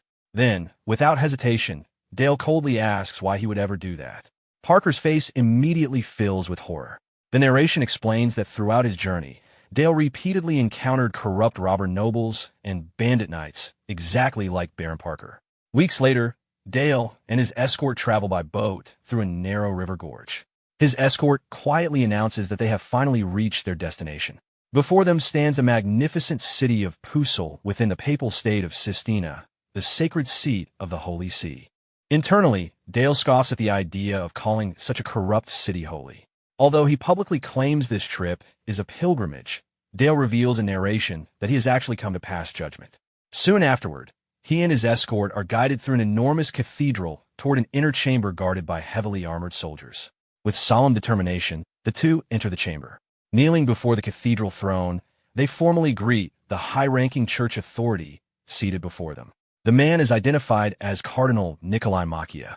Dale immediately recognizes him as a six-circle white mage and one of the 12 highest-ranking clergymen within the church. Nikolai remarks that he has heard about the tremendous bloodshed caused during Dale's recent battle. He calls the destruction of the Crusader Order and the outcome of the Black and White Turning Point deeply regrettable. Dale humbly lowers his head and blames his own poor judgment for the unnecessary sacrifices. He claims he personally came on pilgrimage to the papal state in order to atone while concealing his status and power. Beside him, his escort silently endures the exaggeration. Meanwhile, Nikolai privately reflects that Dale, the famous genius son of the Master Noir, may be someone worthy of investment. He wonders whether the trauma and guilt of war have heavily burdened the still young 11-year-old standing before him. Believing the situation aligns perfectly with his own goals, Nikolai warmly smiles and declares that the goddess's mercy is open to all people, including Dale. Dale quietly listens with lowered eyes, while Nikolai insists that no sin in the world is beyond forgiveness. Then Dale calmly repeats Nikolai's claim that all sins can truly be erased. The cardinal confidently affirms it. At that moment, Dale suddenly asks whether the same logic justified selling the goddess's own nation to the Empire. Nikolai nervously laughs and attempts to dismiss the accusation as an inappropriate joke. Dale continues anyway. He recounts how, before the theocracy was annexed, 12 cardinal bishops pressured the previous pope into accepting the empire's demands. He reminds Nikolai that he himself stood among those cardinals when the pope refused the empire until the very end. As a result of that refusal, the pope was assassinated. The narration reveals that through the betrayal of the White Magic Tower and those same cardinals, the pope ultimately fell to the empire's executioners. Dale coldly asks whether the goddess also forgave Nikolai for betraying and selling out his own nation. Nikolai grits his teeth in fury. Unable to answer the accusation, he suddenly radiates holy light magic and declares that Dale supposedly came seeking atonement. Preparing to attack, he condemns Dale for speaking forbidden truths and mocks the idea that the goddess's mercy would ever reach him. Dale remains completely unfazed. He boldly counters that killing one of the Duke's proxies will never silence what he knows. He explains that the Duke has no interest in publicly exposing the church's sins. Instead, Dale calmly states that he merely wants the cardinal to pay in exchange for his silence. Cornered, Nikolai falls silent while weighing Dale's threat against the church's darkest secrets. Finally, he closes his eyes in frustration after realizing he has no real choice but to negotiate with the boy. The holy light around him slowly fades as he reluctantly asks what Dale wants. Dale smiles. Then he directly asks what kind of concession he can obtain. He reveals that he knows about the secret archive hidden beneath the cathedral where the church stores forbidden books. More specifically, he states that he is interested in the terrifying grimoire hidden at the very lowest level, the infamous book known as the Book of Black Goat. Later that night, lantern in hand, Dale descends alone toward the underground library. The narration explains that only a single individual is allowed to enter the archive at one time. Nikolai had strictly declared that whatever occurred inside the library would never involve or implicate the church in any way. He also established another condition. Dale would only be permitted to remove a single grimoire from the archive and nothing more. On top of that, Nikolai forced Dale to swear eternal secrecy regarding the church's disgraceful history. Dale formally accepts the condition in the name of Noir. To seal the agreement, the two clasp hands as part of a sacred contract ritual. A divine figure manifests above them while they bind themselves through the magical oath known as He's. Dale declares that both his own heart and the Cardinal's heart are now pledged as collateral within the contract. The narration explains that the He's permanently links the two parties together through the power of contract magic. As Dale descends deeper into the library, he reflects that if he ever breaks the agreement, the He's will literally burst his heart apart. Still, he does not consider the secret itself particularly meaningful. Eventually, he arrives before a pair of enormous doors. Dale immediately recognizes them as the gate of hell leading into the forbidden archive below. He slowly reads the ominous inscription carved across the surface, warning all who enter to abandon hope. Steeling himself, Dale reaches toward the doors. With immense effort, he pushes the massive gates open and stares into the endless darkness beyond. Then he steps forward without hesitation, fully prepared to face whatever waits inside the library. Inside the archive, Dale immediately reflects that the place truly deserves its nickname. Hell, although it resembles an enormous library at first glance, the entire structure is actually a massive dungeon filled with forbidden grimoires capable of bringing disaster upon the world. Dale reiterates that just as a legendary knight naturally seeks the finest masterwork blade, a true mage instinctively desires the greatest grimoire possible regardless of the danger involved. As he moves deeper into the darkness, armored figures suddenly emerge ahead of him. Caught slightly off guard by the unexpected encounter, Dale quickly realizes they are undead holy knights shambling through the archive. He wonders if these creatures are the guardians of the library itself. Watching them approach, Dale cannot help but notice the irony. Even these so-called servants of light freely exploit corpses. In his eyes, they are no different from the necromancers of Manhwa Tower. The undead knights immediately charge toward him with weapons raised. Dark power gathers around Dale's feet. Without hesitation, he unleashes black magic that tears directly through the undead ranks and destroys them instantly. Dale calmly remarks that there is nobody here to deceive anymore. For the first time in a long while, he can fight without hiding his true strength. Casting Shadow Bullet, he unleashes a storm of purple projectiles that completely annihilates the remaining undead. Standing silently among the ruined corpses, Dale admits that it feels strangely refreshing not having to restrain himself. Then he slowly draws a dagger. He quietly states that the real purpose of his visit begins now. Without hesitation, Dale slices open his own arm. As blood drips onto the floor, he declares himself to be Dale of Saxon, rightful successor to the bloodline of the immortal Duke. Then he begins reciting an ancient summoning. Calling upon the black goat of the forest, Dale invokes the old contract tied to his clan. Immediately, disembodied voices begin echoing throughout the darkness. One voice marvels at the richness and potency of the mage blood he has offered. Others excitedly recognize that a young mage has come seeking a contract and begin urging him closer while promising unimaginable power. Suddenly, another voice forcefully claims Dale as its contractor and drives the others away. In the next instant, the world around him changes. Dale finds himself standing within a blood-red landscape, overflowing with corpses. The air itself reeks of slaughter. An overwhelming wave of hatred and killing intent crashes over him from every direction. Calmly observing the endless sea of blood, Dale realizes that he has been pulled into the inner world of a grimoire. A hooded figure resembling an executioner suddenly appears behind him. The being offers Dale a contract and promises to slaughter every enemy standing in his way. It enthusiastically speaks about creating a grand festival of blood using the bodies of anyone who opposes him. The creature's endless promises of carnage echo throughout the world, while Dale listens with a distant expression. After examining the scene, Dale concludes that this must be the mind world of the grimoire, known as the Book of Massacre. The narration explains that the Book of Massacre is an infamous blood magic grimoire embodying the concept of mass slaughter itself. Its power and value are considered beyond description. Despite the tempting offers, Dale calmly tells the executioner to step aside. The hooded being immediately responds that Dale is not the type of contractor it seeks. Enraged by the rejection, the creature explodes into fury and attacks him. It screams in rage at being refused and demands to know how Dale expects to leave this world alive. Dale simply smiles. Then he asks why he should not be able to. In the next instant, Dale unleashes overwhelming power of his own. A massive blast crashes down upon the executioner and shakes the entire world. Dale explains that this place is merely a world contained within a book, and a world like this cannot possibly overpower his own. Declaring that his inner world is fundamentally different, Dale releases the full extent of his dark power. Behind him, his own world begins expanding outward. The darkness consumes everything. Even the mind world of the Book of Massacre starts getting devoured whole.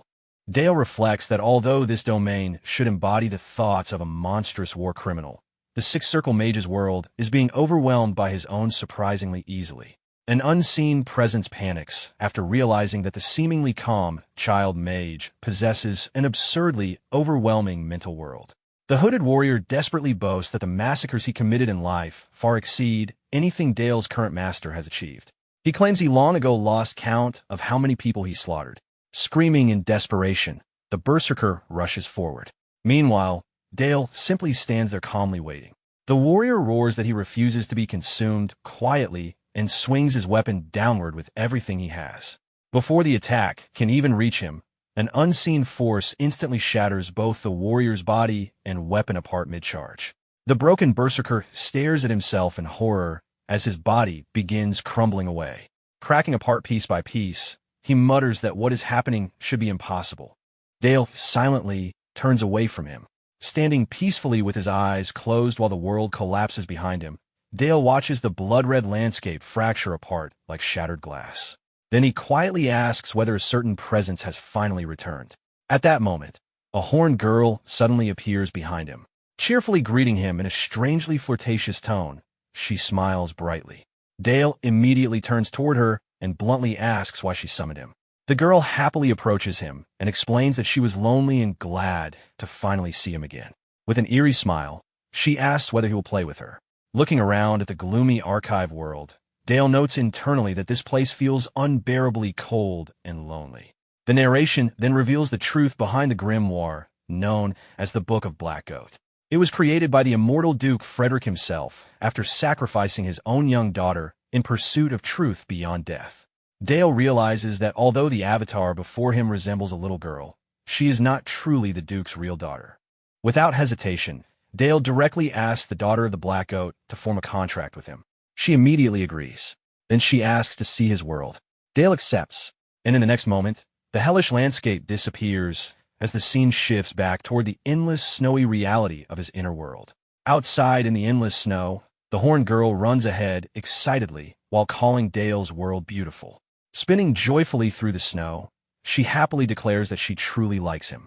As the two walk together through the frozen landscape, nearby observers suddenly notice them and react in alarm. Cardinal Nikolai and the Holy Knights stare at the pair in visible fear while questioning what exactly they are looking at. Meanwhile, the girl privately marvels that this little brat actually managed to obtain the Book of Black Goat. Dale calmly greets Cardinal Nikolai and politely asks why he came all the way down here. At that moment, the Cardinal suddenly recalls the clause written into their contract. Whatever occurred inside, hell would incur no responsibility upon either signer. The realization instantly horrifies him. Dale quickly deduces aloud that the Cardinal must have felt uneasy and that his contract alone was clearly not enough reassurance for him. Spreading his arms slightly, Dale remarks that they probably came intending to eliminate him. However, he reminds them that this realm belongs to darkness. And as a mage of light, the Cardinal chose the absolute worst possible place to intrude. Visibly nervous, Nikolai hurriedly insists that this is all a misunderstanding. The horned girl suddenly asks Dale whether she may devour the intruders. Her glowing eyes shine with excitement. Dale casually grants permission and jokes that he will not take responsibility if she gets a stomach ache afterward. The girl enthusiastically agrees. Clutching his holy symbol tightly, Cardinal Nikolai begins preparing an enormous holy spell. He quietly mutters that it has been a very long time since he last experienced a feast of this scale. Then he begins solemnly invoking power in the name of the Holy Trinity. A radiant angelic figure manifests behind him as he desperately prays for pity and mercy. The surrounding priests and holy knights immediately join together in prayer, asking the goddess to bless and protect them with her grace. Bathed in holy light, the winged knights prepare themselves for battle. The cardinal then commands them to destroy the servant of Satan, meaning Dale. Seeing the overwhelming holy power gathering before him, Dale admits internally that this battle will not be easy. The angelic knights launch into the air and rush directly toward Dale and the horned girl. Both sides collide violently. Dale narrowly dodges several sword strikes as holy blades slash through the snowy battlefield around him. While evading another sweeping attack, he gathers dark power into his hand. Then he unleashes Shadow Bullet. Massive spikes of darkness erupt upward toward the charging angels. The holy knights successfully dodge the attack. Both Dale and the cardinal immediately recognize how skilled the angels are. Confidently, Nikolai declares that no matter how talented Dale may be, he is still only a third circle mage incapable of drawing out the true power of the Book of Black Goat. The divine apparition continues, praising the Lord as holy light intensifies around the priests and knights. The sacred chorus itself begins hurting Dale. The grimoire girl suffers even more intensely as she clutches her head in pain. Overwhelmed by the endless holy chanting, she screams for the voices to shut up. In pure rage, her body transforms into a monstrous form. An explosion of dark power erupts outward and crashes against the surrounding angels. Several shadowy tentacles are sliced apart by the angels, who immediately declare that they successfully severed them. One angel descends to deliver judgment upon the now wounded girl. But the moment he attacks, corrupting darkness suddenly envelopes him. The girl's tentacles instantly impale multiple angels and holy knights alike. The corruption spreads through them as they cry out in agony. Cardinal Nikolai shouts in panic toward the injured holy knights while they writhe in pain. Horrified by the sight before him, he unconsciously mutters a prayer phrase out of sheer instinct. The corrupted angels and knights begin losing their minds completely. While purple corruption consumes their bodies, they compulsively continue chanting praise over and over again. The maddening voices begin echoing directly inside the cardinal's own mind as he wonders in terror what is happening to them. One knight, half-rotted and petrified, twitches violently while endlessly repeating broken prayers as his body slowly disintegrates. Wrapped in writhing tentacles, the horned girl stands over the corrupted knights while their screams echo throughout the snowy world. One knight, his face melting apart, mutters that it has been a very long time since he smelled such a familiar scent of evil. Delighted, the girl says she waited far too long for this moment and intends to savor her meal slowly. Her tentacles brutally crush and devour the knight's body, leaving gore splattered across the ground. The narration reveals her true nature, an evil god that devours angels. And the 11-year-old boy capable of summoning such a being can no longer be called ordinary by any definition. As Cardinal Nikolai watches in horror, the narration explains that Dale cannot merely be described as a prodigy of House Sachsen or even an imperial genius. Instead, he is something far worse, a child of the devil. Amid the carnage, Dale calmly smiles. Then he repeats the exact clause written within their contract to the collapsed cardinal. Neither side bears responsibility for what occurs here. Dale coldly reminds him that those were the cardinal's own words. Completely broken, Nikolai desperately begs to be spared. Dale quietly asks whether he truly wishes to live. Then he asks what exactly the cardinal can offer in exchange for his life. Nikolai immediately begins stammering in panic. Desperate to survive, he offers wealth, church authority, and even command over church forces. Begging frantically, he tells Dale to name any price, promising that he will hand over absolutely everything he possesses. Dale smiles with interest at the cardinal's complete surrender and calmly asks what exactly he expects in return. Terrified, Cardinal Nikolai slowly raises his hand as though preparing to swear another oath, already dreading whatever demand is about to follow. Dale answers plainly. He wants everything. Absolutely everything the cardinal possesses. Nikolai weakly protests, clearly shaken by the scale of the demand. But he quickly realizes he has no remaining choice. Left completely cornered, the cardinal begins preparing a new he's-bound contract, this time one of absolute obedience. The narration explains that from that moment onward, Nikolai no longer had any possible way to overturn the situation. Afterward, the grimoire girl happily calls Dale Mr. Handsome. She cheerfully tells him that playing with him was incredibly fun. She admits that she loves his world and openly says she will continue waiting for him there. Smiling meaningfully, she appears genuinely pleased by their encounter. Manifesting her tentacles again, she curiously asks whether Dale is afraid of her. Dale calmly answers that he is not. The girl accepts the response without surprise. Internally, however, Dale concludes that she is far too dangerous to summon carelessly. Until he can completely control her power, he decides she will remain his final trump card. Standing beside her, while tentacles coil around him, Dale says they should play together like this again someday. The girl happily agrees and says they will definitely meet again. Relieved by his answer, she smiles brightly. Dale promises that they truly will play together again someday, satisfying her completely. Back inside the silent library, Dale hears her fading voice saying that she looks forward to seeing him again. The narration states that with this, the disturbance inside hell finally came to an end. It further explains that Dale, eldest son of House Sachsen, officially received absolution for his sins through Cardinal Nikolai himself. As part of a grand reconciliation between the church and House Sachsen, a unique holy ceremony is publicly held. Afterward, Dale openly returns home under his true identity. Because of his new standing within the church, no one dares interfere with the ambitions or authority of the black young master any longer. Several months later, a blonde girl stands on a training field gripping a massive purple greatsword. Her instructor signals for the session to begin, and she immediately responds with enthusiasm. Dark aura flows into the enormous blade, while her armored teacher silently observes. Surrounded by swirling aura, she concentrates carefully while stabilizing the weapon's power. Then she swings the massive greatsword with tremendous force. The instructor ends the test as nearby spectators erupt into cheers at her performance. He praises her talent, saying it is incredible for someone her age to have already mastered an aura blade. Addressing her formally as Charlotte of House Orhard, he presents her before the observing Dale. Dale steps forward and ceremoniously asks her to answer a pledge for the sake of lordship, honor, and duty. Then he formally asks Charlotte whether she will swear loyalty as his knight. In response, Charlotte drives the sword into the ground before her. Preparing for the oath, she kneels behind the blade and solemnly begins her vow. Raising the sword as part of the ritual, she hides part of her face behind the steel. Dale rests the blade gently against her shoulder and asks whether she swears to protect the weak and punish evil without being ruled by selfish desire.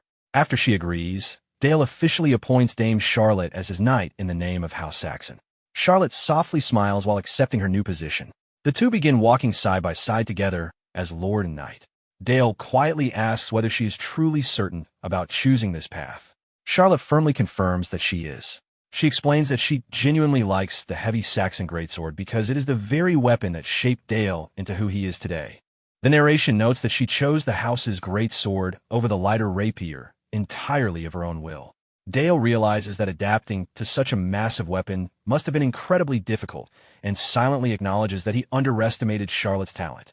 He then informs her that intelligence reports have confirmed the appearance of a massive Orc War band gathering beyond the Demon King's former territory.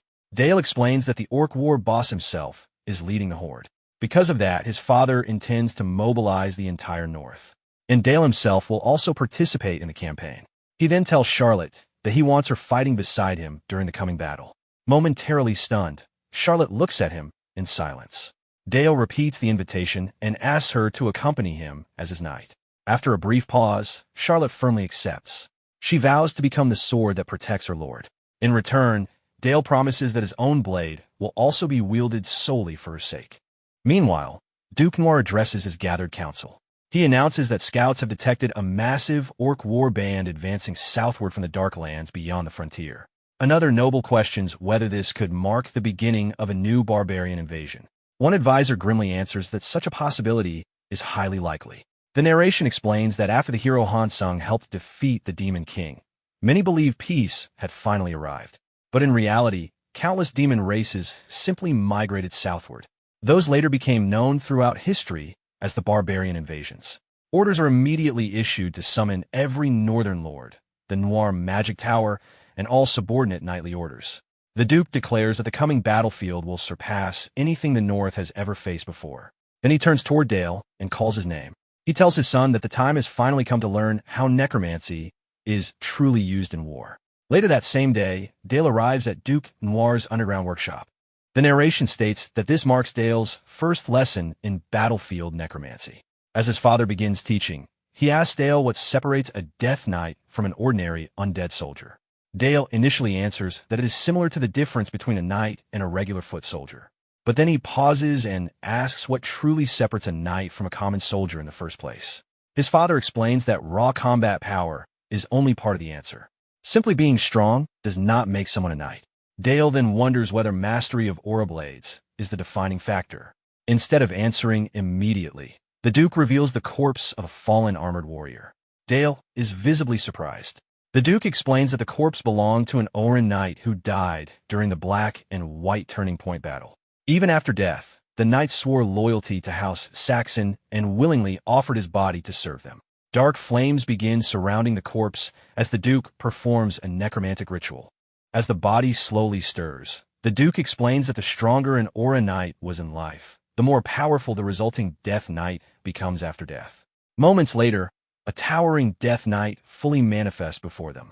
The Duke emphasizes that such undead are not simple corpses. They are proud knights, both in life and in death.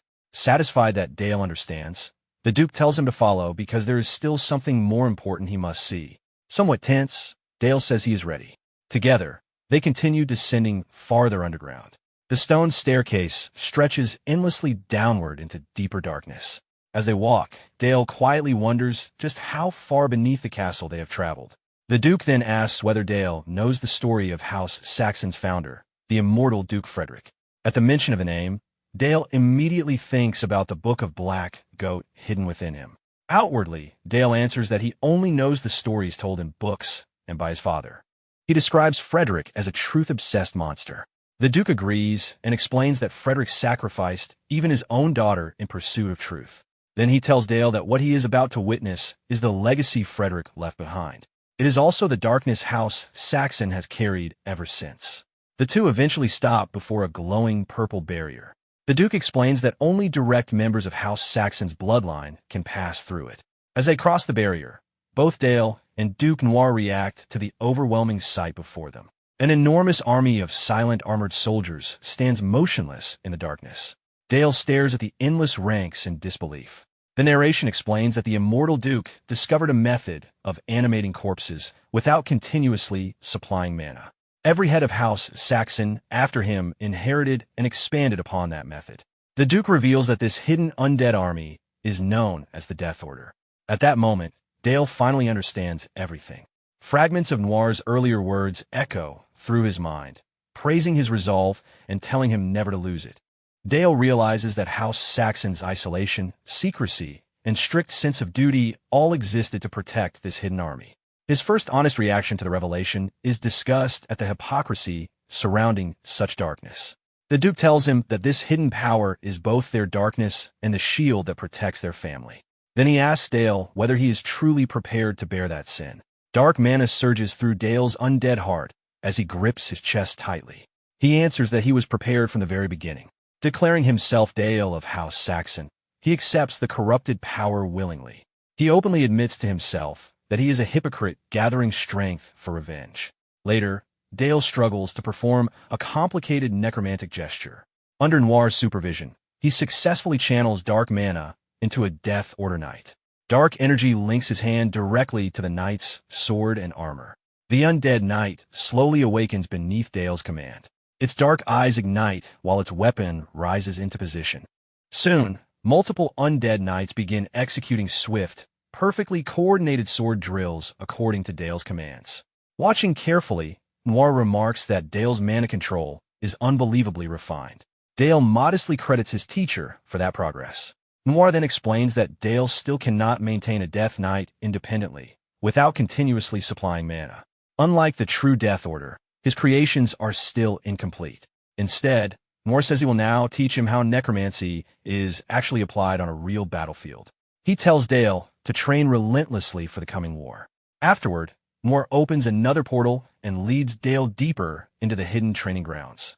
Inside a laboratory, gargoyle-like corpses rise from the darkness as fresh, undead test subjects. One of the gargoyles suddenly lunges toward a kneeling Death Knight with its fangs exposed. The creature charges viciously toward the undead warrior. Under Dale's control, the Death Knight instantly responds.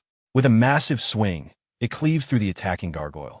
Dale watches as the knight continues crushing the monsters one after another with overwhelming precision and strength. Observing the scene, Noir is visibly astonished. He realizes that the quality of a Death Knight can vary drastically depending on the necromancer controlling it. Most necromancers completely lack true swordsmanship. Yet Dale's control over the Death Knight already surpasses even many living elite knights. Elsewhere, Sephia quietly marvels at Dale's overwhelming talent and wonders what kind of gift he truly possesses.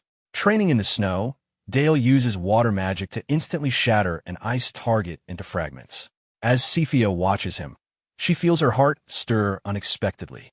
At that moment, she suddenly realizes that she has genuinely come to care for her young student. She recalls the times when Dale acted like an innocent child. But beneath that surface, she always sensed something much deeper hidden inside him through the world he once showed her. She remembers the coldness, darkness, loneliness, and longing she felt within that world. To her, it felt less like a child's emotions and more like the genuine yearning of a grown man desperately seeking affection. Back in the present, Dale effortlessly disperses another incoming attack with water magic while standing beside Sephia. Watching his control, Sephia praises how much his mastery over water magic has improved. Dale quietly replies that he simply wants to become a son his father can truly be proud of. Sephia calls that determination admirable. Still, Dale remains visibly troubled. Noticing the uneasiness in his expression, Sephia gently asks whether something happened. After hesitating for a moment, Dale quietly addresses her as teacher. Gathering his resolve, he asks whether she could still care about him after seeing the uglier side of who he truly is. He admits that he fears she will be disappointed in him once he fully accepts the dark legacy of House Sachsen. Surprising him completely, Sephia gently takes his face into her hands. She cups his cheeks and lifts his gaze toward her while Dale blushes in shock.